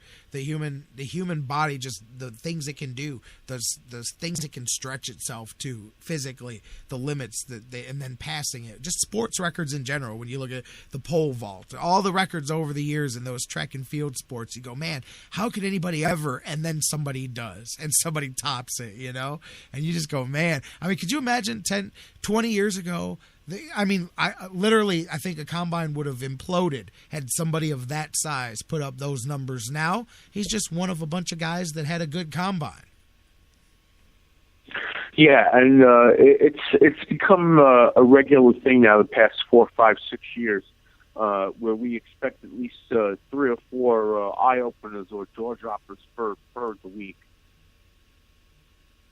Yeah, for sure, you know. Absolutely. Dr. Football, Bill Chickus, J-Rocc, we're talking about the combine, some of the numbers out of here. And I'll tell you what, man, what were some of the things that impressed you? How about the D3 offensive lineman that went out there and his 40, Ali Marpet was his name? He ran a 4.9 40. He was only 100th of a second slower than Jameis Winston, except this cat is a 307-pound, big, ugly offensive lineman, and he went out there and matched Jameis Winston's 40. Yeah, and it's really great to see these offensive guys, especially the offensive defensive linemen, make a name for themselves at the combine, because, previously these were the guys that didn't get invited. Okay, and now they get invited regularly. You get people from D2 and D3 coming in and not just surprising a few of us, but actually surprising a whole bunch of people.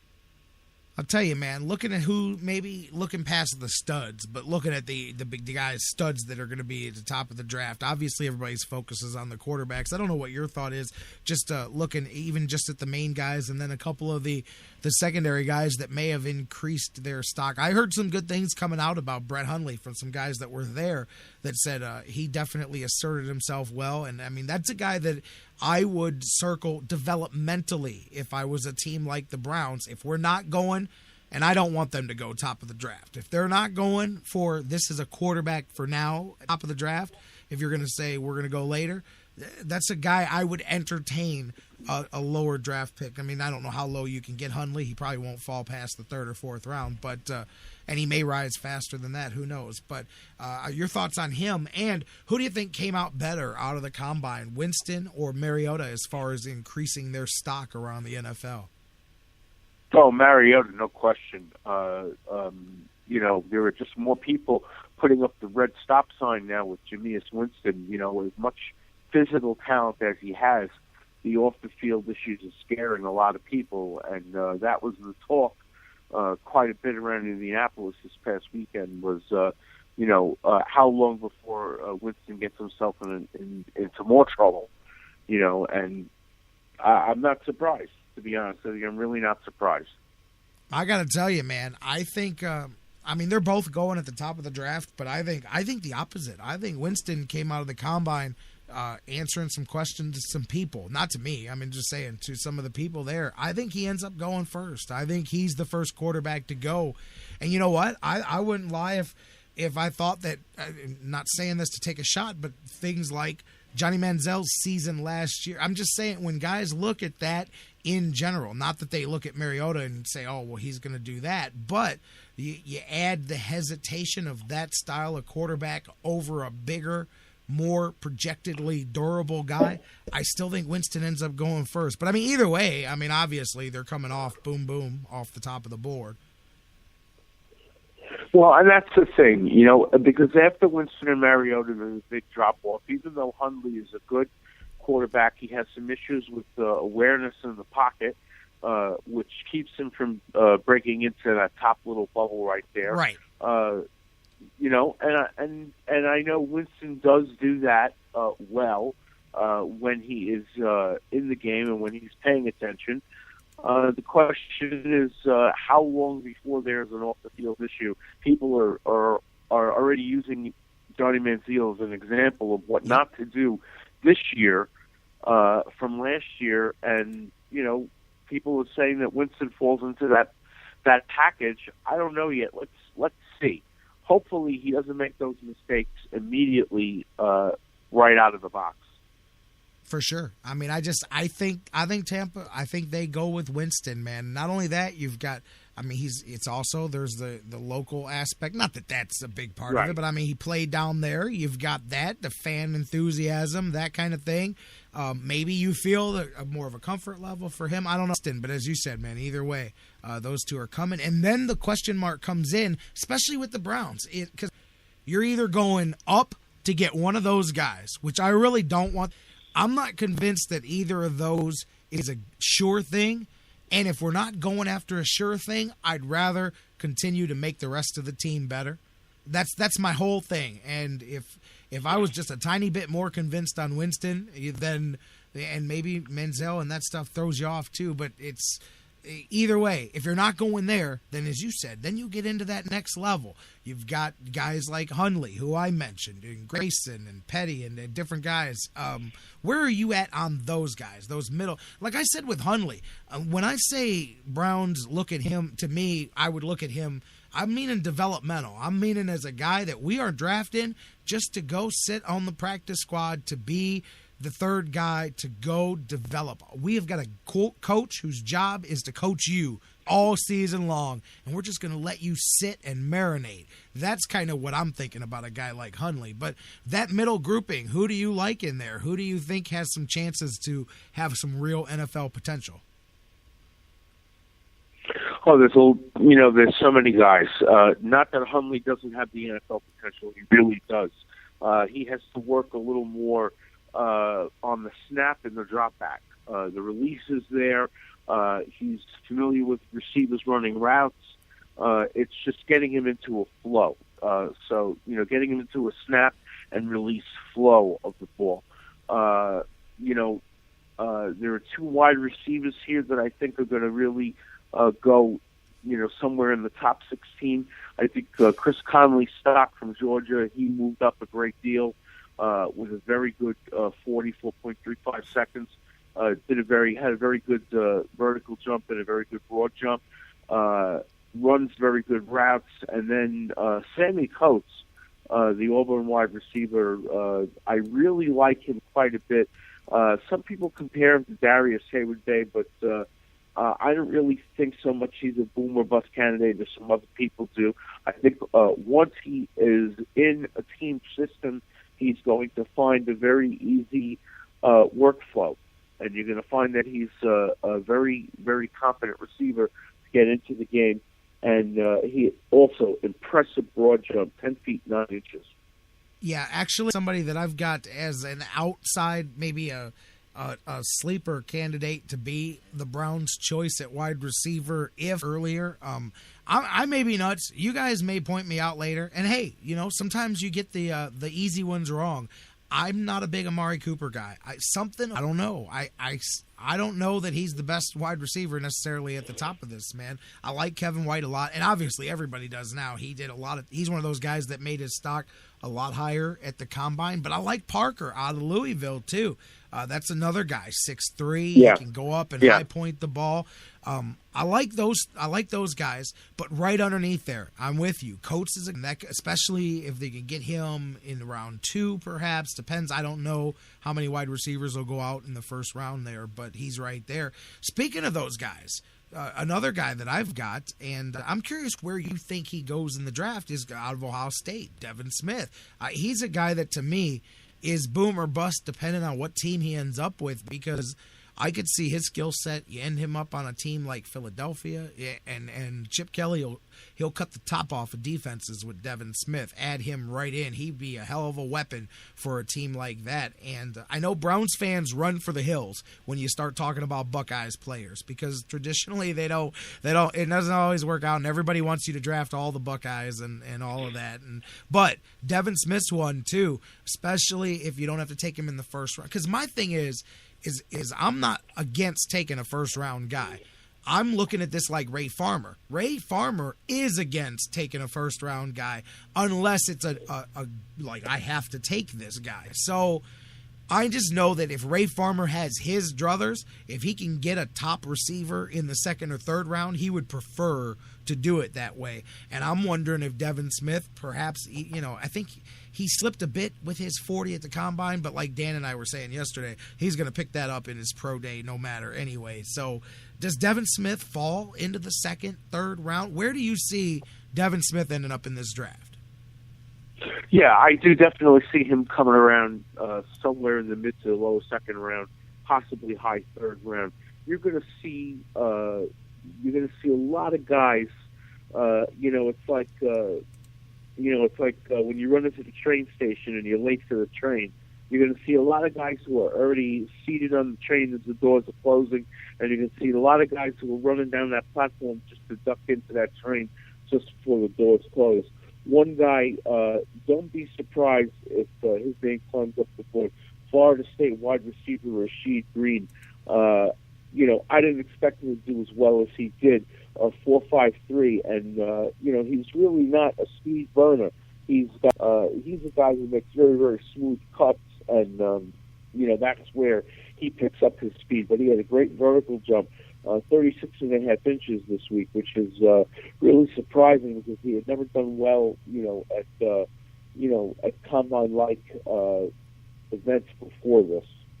Yeah, you know what? Green, he played well, played good with Winston, and I like him. He's a little short, for me. I like taller wide receivers. He's still 6 foot. It's not like an end of the day thing. And plus, Green is a guy you can probably get 4th round, perhaps 5th round in this draft. Third round, low third round, mid 4th round.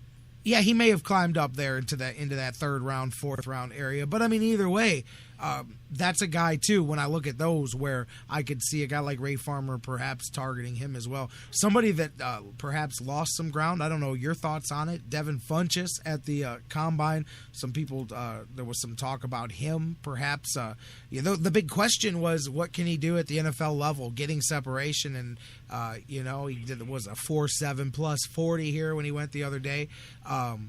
I think that a lot of people are speculating that he needs to forget about being a wide receiver. He translates much more to a tight end at the NFL level. Are you one of those people?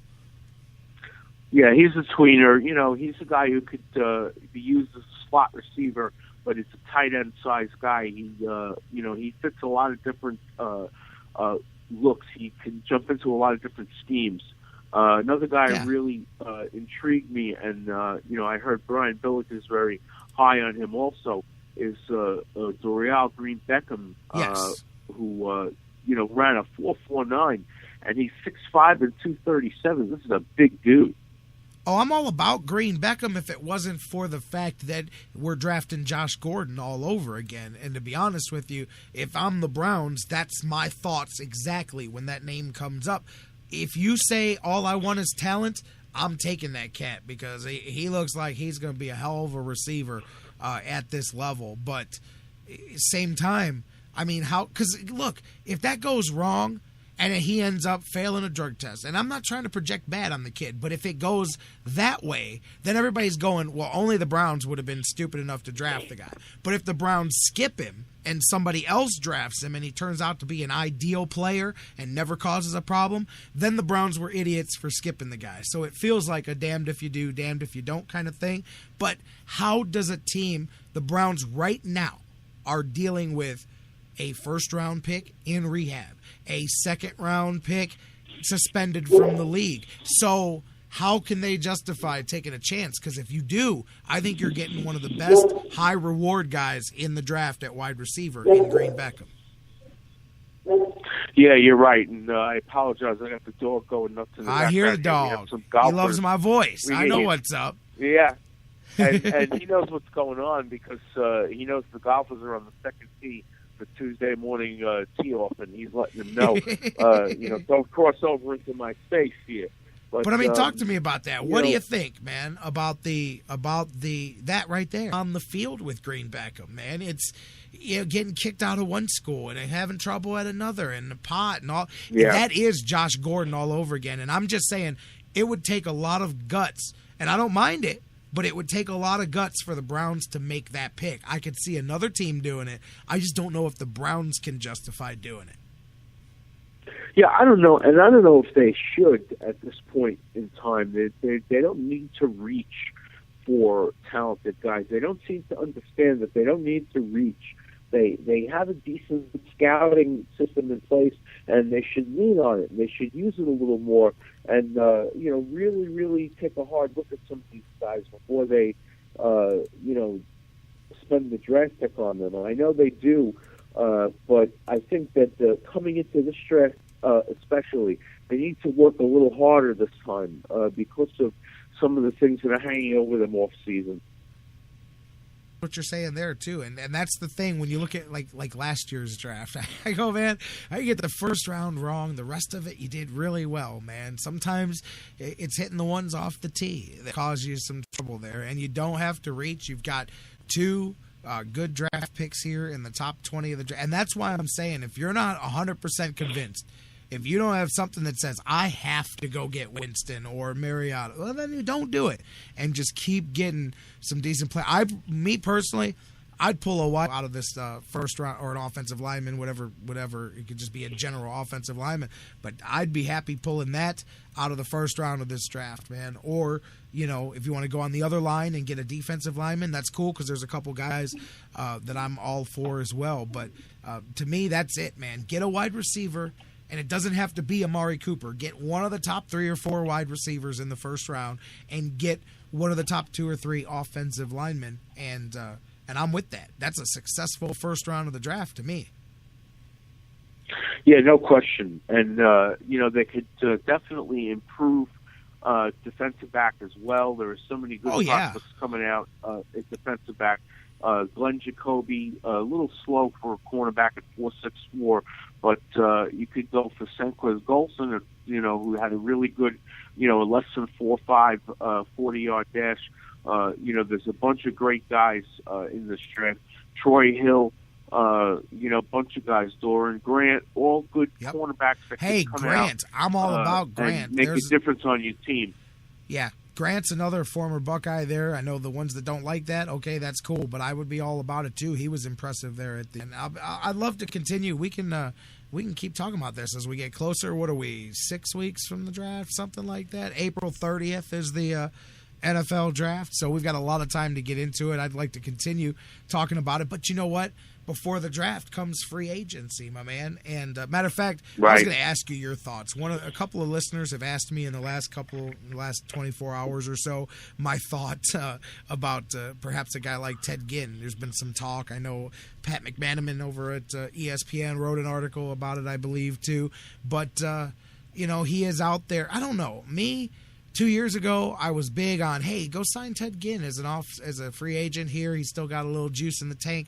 I don't know what he's still got. But then again, at the same time, he had more punt return yards last year than the Browns did as a team. So I don't know, man. I don't know. But what does Teddy Ginn have left in the tank other than, I get it. He's from here and all of that. And I know Dante Whitner's trying hard to get the Browns to sign him. I wouldn't be like 100% against it, but what do you think? What does Teddy Ginn have in the tank to you, man? Well, it's really, I guess, let's go back a little bit. I think he was a little bit of a disappointment for BA here.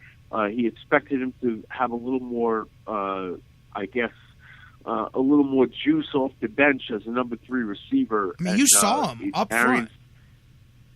You saw him all season long. We saw some of it at some points, and at other points we saw drops. We saw bad routes ran. We saw a couple of plays where he was in the wrong position, and that caused an interception. So, whether or not he was effective on kickoff returns is another story. He had he averaged almost 20 yards, 19 yards a pop on 22 kickoff return attempts. So, he definitely did better in the special teams area. But, does he come back? I don't know. I don't think it would be a bad idea. I don't know where they would want to fit him into the salary cap and how much he's going to want when you consider the fact that the Cardinals owed him $3.25 million for this year, and they by releasing him, they saved $2.5 million of that against the cap. So, I don't know if his cap number is prohibitive or not. Well, the thing is that the Browns, not only do they have a ton of cap room here, they're carrying over the, I think, second highest amount of carryover cap room from last year, too. So, they'll just, I don't see that being the thing. It's the play. And so you guys don't, in case you missed why I specifically asked Bill about this, is because Bill is in Arizona. So week to week last year, he saw Teddy Ginn up front. And so that's something to keep. I wanted people to understand there was a specific reason why I asked you. And those things worry me when you talk about, it's the other things, the route running, the mistakes. I mean, he's still 2 seasons there. What do you have? 50 plus catches, a couple touchdowns. He definitely had some moments, had a 71-yard punt return this past season. So, hey, that was longer than any Browns punt return all season long. So I'll give you that. But to me, well, if you're going on that basis, then, folks, J-Rocc is right. He's not a bad pickup. But when you add everything else into the question becomes, okay, well, how much are we paying for him, and for how long? Right. Obviously, you're going to give him a 1 year. You're going to give him a 2-year deal or a 1 year deal with a 1 year option. And at this point, because he's 29, he's not 23.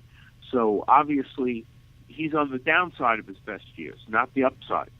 It'd be interesting. I think that's a big part of it, too, is what kind of deal he would be willing to come in. Maybe he takes a discount because he's coming back home and he gets to be back in Cleveland. And I know, like I said, Whitner's pushing hard to get the former Buckeye, Glenville brother here and team up with them in Cleveland. If it's in a punt return, kick return, and 4th or 5th receiver role, I can sign on for that. I can sign on for that, especially if the money on the deal is right, where it's not going to choke the Browns out and they're not going to feel obligated to play him when he's not performing. As long as that's cool, I'm with it. Anything other than that, then there's a lot. I mean, that's kind of like bringing Josh Cribbs back at that point. Like, there's a few areas he can help, but there's a lot of other areas where it might not work out as well. But we'll see. That's something I thought I would ask you about here. We'll follow that. Free agency is coming up for the entire NFL. What is it, March 10th? That's going to get rolling, and it'll be interesting to see the approach that the Browns take. They say they're not going to spend a ton of money. I mean, obviously,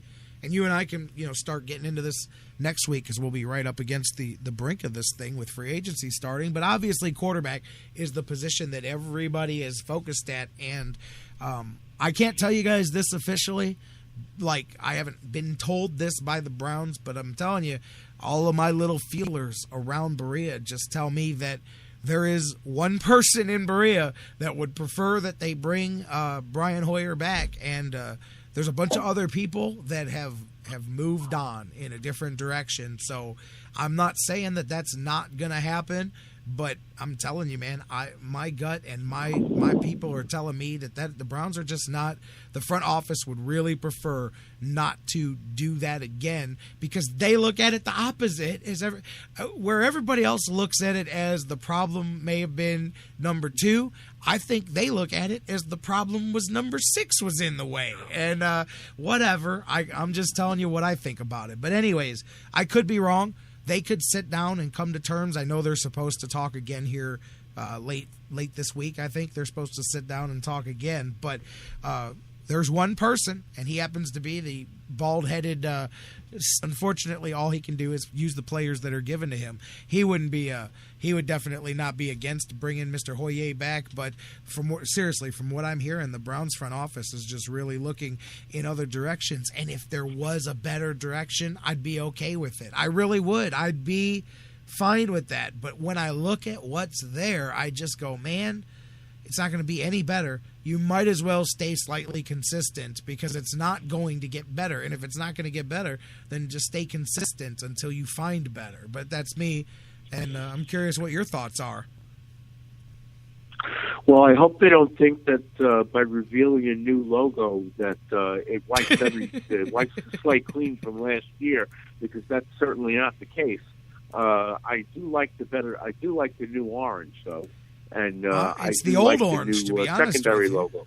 Yeah, it's the old orange. It's the brighter orange of what the Browns had earlier. This is what they added. From the 70s and 80s. Yeah, exactly. And I'm with that. We'll see what they do with the uniforms. But again, that's nothing. To me, that's a side conversation, man. That takes us 2 seconds to talk about the color of orange, man. I want to see what they do on the field here. And free agency, it's coming around the corner. Because here's the thing, man, to me, is I just don't know how you answer. And I said this last week, and I'll end this here with you, and then we can talk some more next week, is I just don't see how you really, and maybe they're not going this way in free agency, but I don't see how you swing any other skill position players without knowing the answer to the question, who's your quarterback? And I'm just saying, I don't see how you go after a Julius Thomas, which I don't necessarily think they're going to get, but there's talk that they may go after a big ticket guy like Thomas at tight end or something.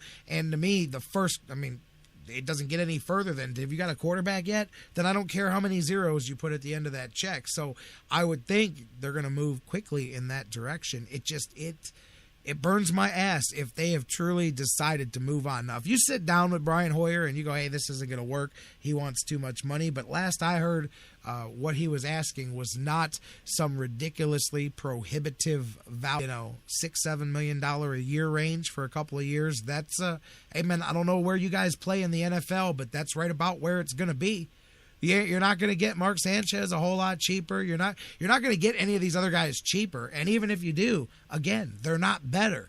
To me, Sam Bradford's not much better. To me, you're going to trade a second-round pick to get a guy who can't make it through a full season either. And he's coming off 2 injuries as bad as Hoyer had. At least Hoyer's 2 years removed from his injury. So when I hear the closed-mindedness, it drives me crazy, man, because it just whatever. Honestly, I believe that a lot of those business people believe that last season would have went better if they had just started number 2 from the get-go, and number 6 would have just known his role and been the backup. And so they don't want to play Hoyer versus Manziel again this season. And part of me says, you know why? It's because everybody in that building, except Mike Pettin, knows that they want the quarterback to be Johnny Manziel next year. Mike Pettin's the only one going, hey, listen, guys, I don't care what y'all tell each other. I don't care how many bobbleheads you got there that have number 2 on it. That cat ain't going to be the quarterback next year.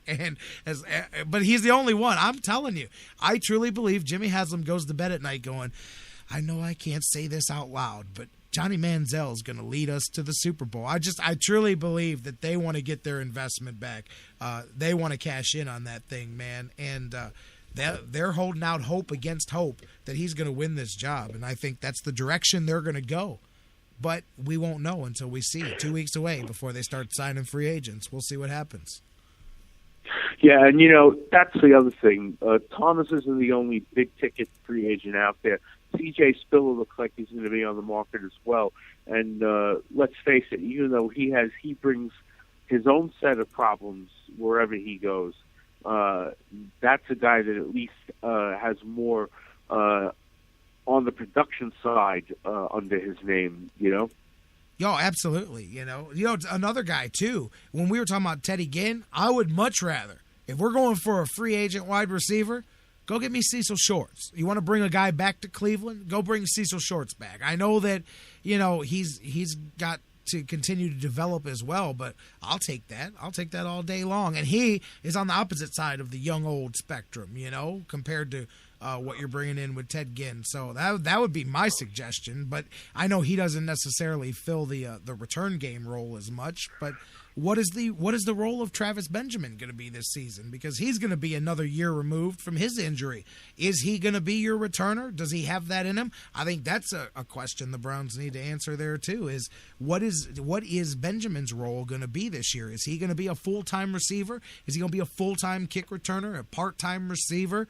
I kind of like some of his daringness to go get the ball at wide receiver, but, which question is he going to answer? So I think that's part of it, too, is how much faith do they have in him? Because I'd much rather see you go after a younger receiver, like you said, that is going to help you more in the pass game than to, commit those resources to a guy that's going to help you in the kick game a bit, but perhaps be a liability in the passing game. Yeah, no question. You want to build up your units. You don't want to subtract from them. You know it, Dr. Football. Hey, we got hung up on last week. Before we go, I was in the process of asking you about 30 years as a draftnik, my man. As we sit here and talk combine, you've been doing it for 30 years. You put it together in a book. How are things going? You said you were getting close to the final edits. Yeah, just about. Just waiting for some other stuff to come back, and then we're going to get a published date. And I'm really excited about that because we've been working on it for a couple of years now. What's the size and the scope of this thing? Do you know yet? Do you have like a page count on this? Is it going to be a novel? What are we looking at? Yeah, War and Peace? We're a little north of 500 pages right now. It's probably going to get cut down a little bit. Man, I'm all about. Give me a little taste. Give me an idea. What can we? I mean, what is this? Is this just here's my notes from 30 years? Or you got some stories? No, some tales? We got a bunch of different stories about different guys that that we found out about that nobody knew were going to climb up the ladder and did. Excuse me. We had one story about the local kid, and I'm sure if.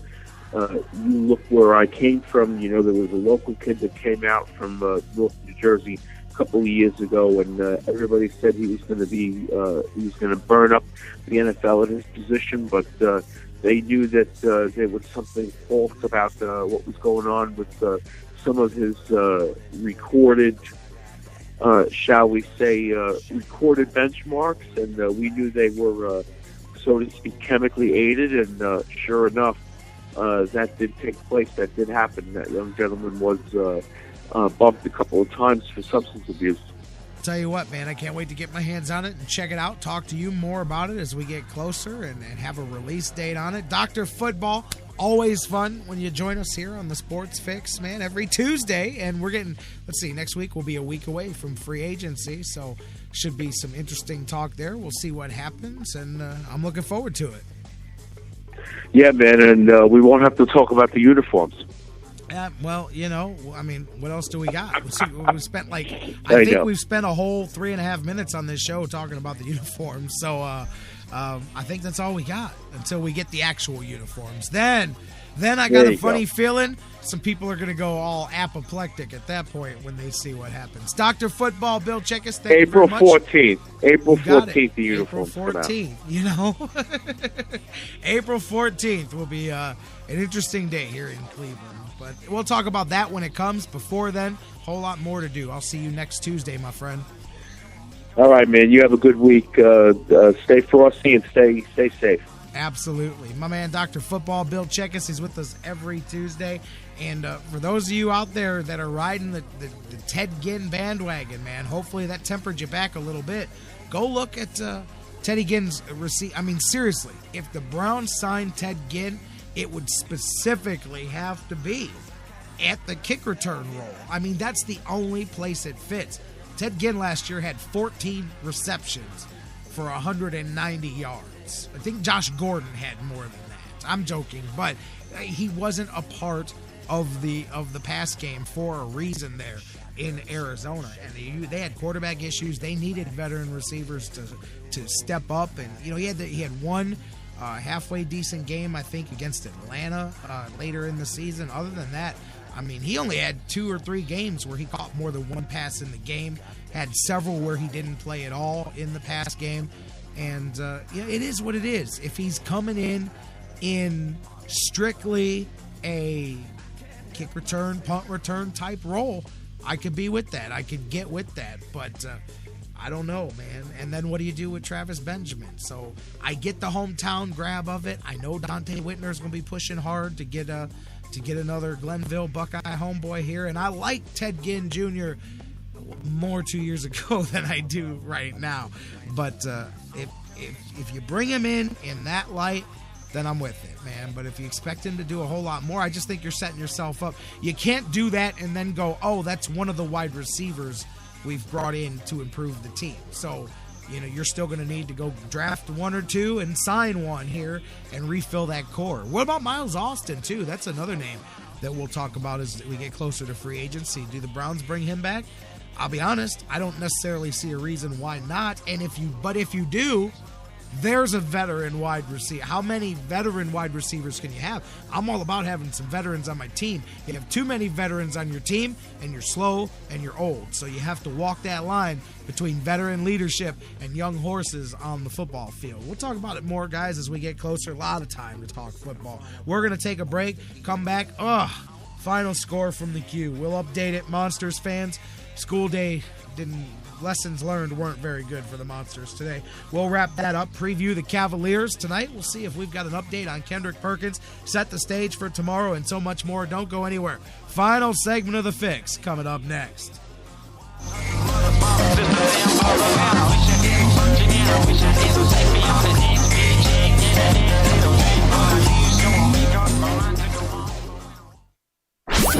When it comes to Cleveland sports, we go from "You can't touch this" to "I can't watch this."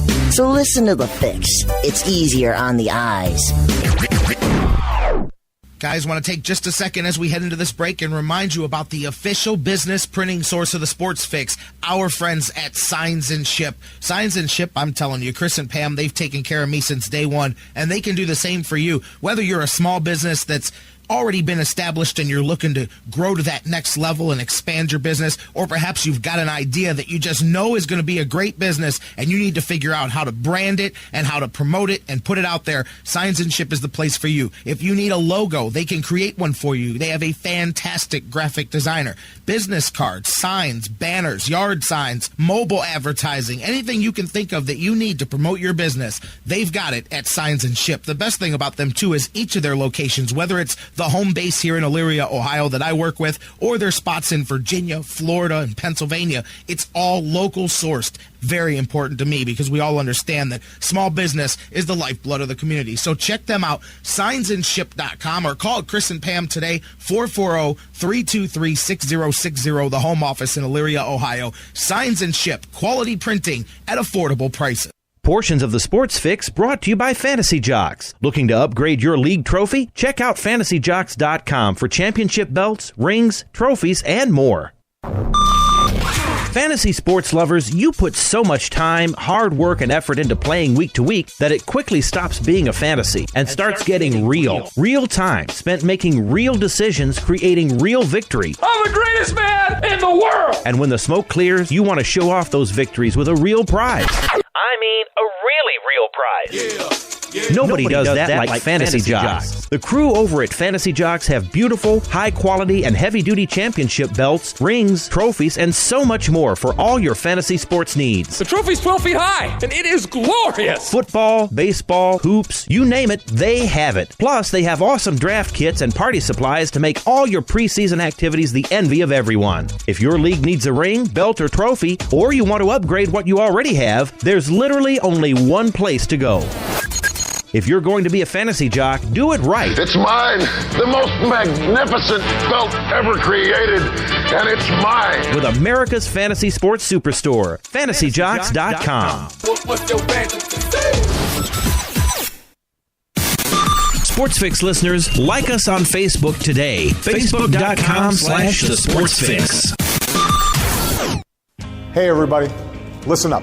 Listen up, guys. Hey, guys, listen up. No one should ever hit a woman. Not their wife, not their girlfriend, not their date. No woman should have to fear violence. Especially not from someone they know and trust. But that's the reality for too many women. We have to change it. It's up to each of us, because even one is too many. Violence against women hurts all of us. Growing up, I was ashamed and afraid of my father when he abused my mom. The worst abuse of power is when a man raises his hand to hurt a woman. We all have to take responsibility. So if you see someone threatening a woman, step up, speak out, and get help. Dating violence hurts all of us. So step up and help end it. Because one is too many. One is too many. One is too many. One is too many. End the violence. Because it's wrong. Because one is too many. Hey, this is Antoine Jameson, and you listen to the Sports Fix.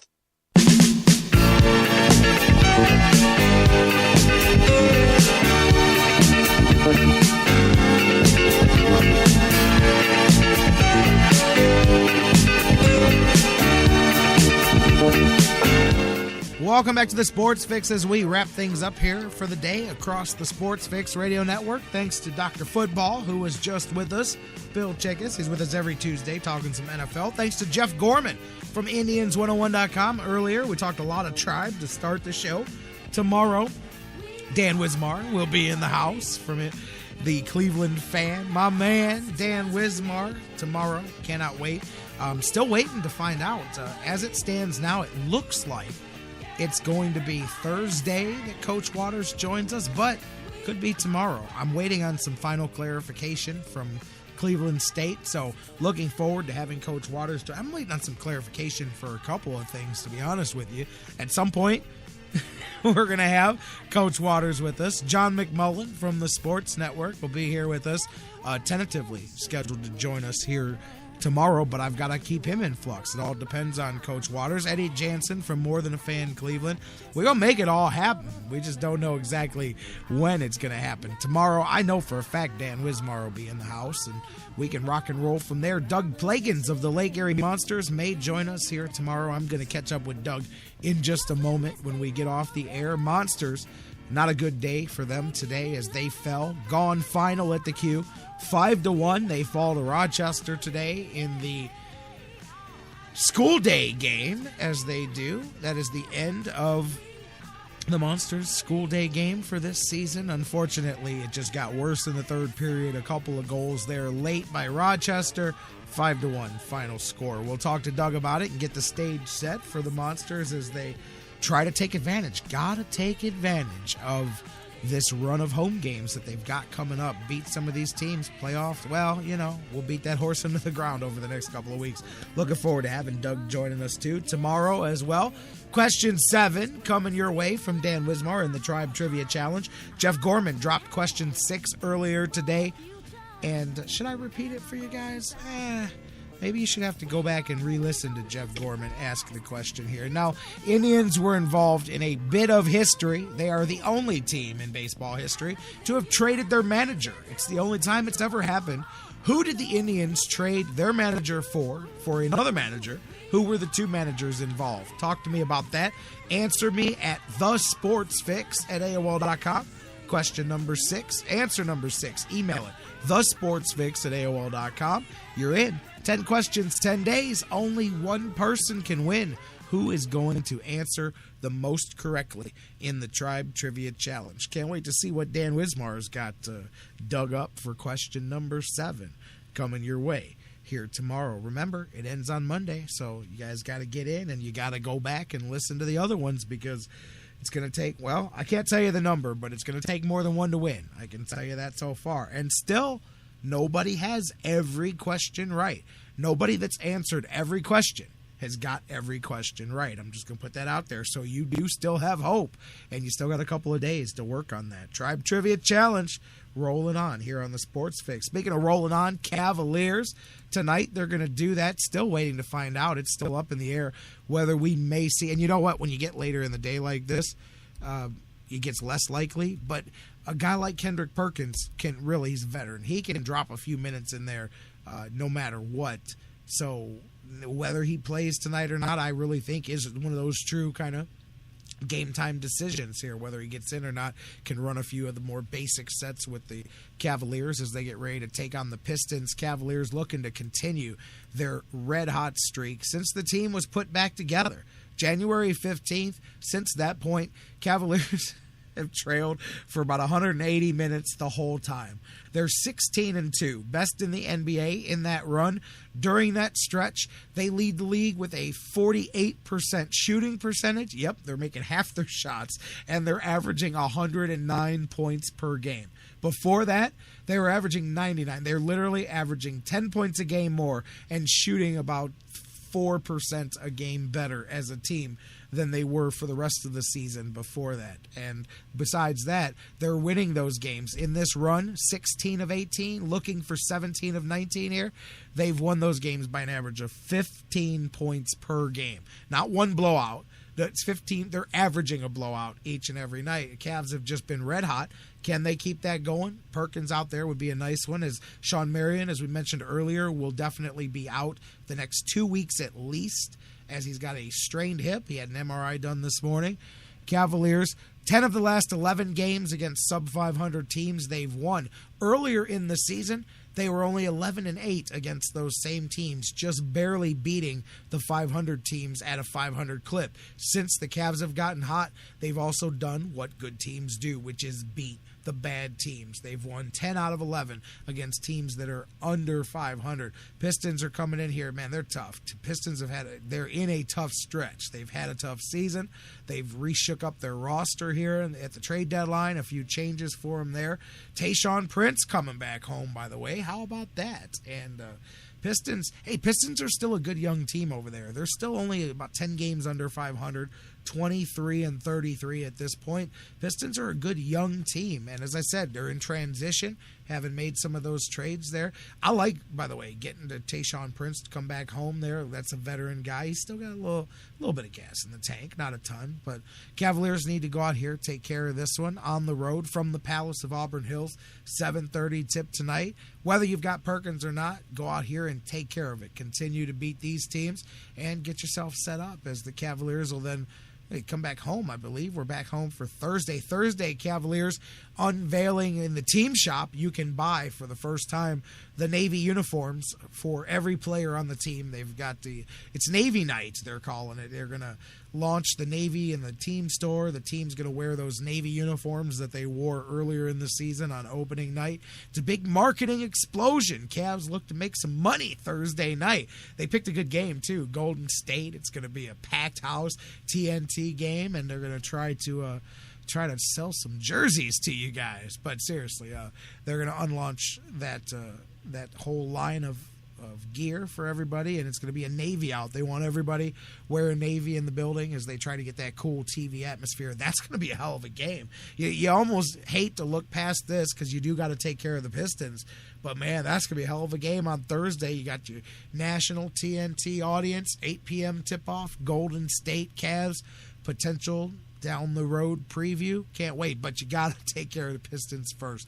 Wrap up this 4-game road trip. One of them was before the break, and take care of it. Come back home and get ready for that big one at the Q on Thursday night. Well, no Monsters game to look ahead because they took care of it earlier this morning. As we said, recapping that 5-1 loss in the school day game for them. Cavs, well, they'll make it a better night here. They'll take care of business tonight against the Pistons. We'll talk about that tomorrow. Dan Wismar will be here. Question number 7 in the Tribe Trivia Challenge. So much more, guys. You know what we're going to do. You know when we're going to do it. I mean, to do the same thing every day. But I will do it one more time. Same bad time, baby. Same bad channel. Live at noon here across the Sports Fix Radio Network. We love you guys. Have fun tonight. Enjoy your evening. And come on back here, baby. Get ready to do the hump day thing with the Sports Fix. We love you guys. Cleveland and beyond. And we'll see you tomorrow right here on The Fix. Never had a beach chair, city of the hard knocks. Let one of us make it at the city, bet we all rock. Coming out the east side, where they do not play much. Clouds always looming, we don't see the sun rays much. Still about the paper, gotta make sure the lights on. This the mistake on the lake to you, but this is my own. Tatted it on my arm, that I represent that. Homie, I'm from Cleveland, I will tell the president that. Hardest, yeah, we been there, made some of the greats here. Midwest best, this is MGK's, yeah. Shouts out to St. Clair, uptown. Yes, y'all, heading to the flex, get it popping up with Steph Laws. Old State monster, this the home of King James. We are not the empire, but this is where the kings play. Cleveland, let's go. We rep our city, blue lights separate the grind from the gritty. We're sick with it, hood class cover any city that we visit. Winnie up from Cleveland, survivals are must on these streets. We hustle, don't sleep out here in Cleveland, Cleveland, Cleveland. Okay, now here we go. Welcome to the Cleveland Show.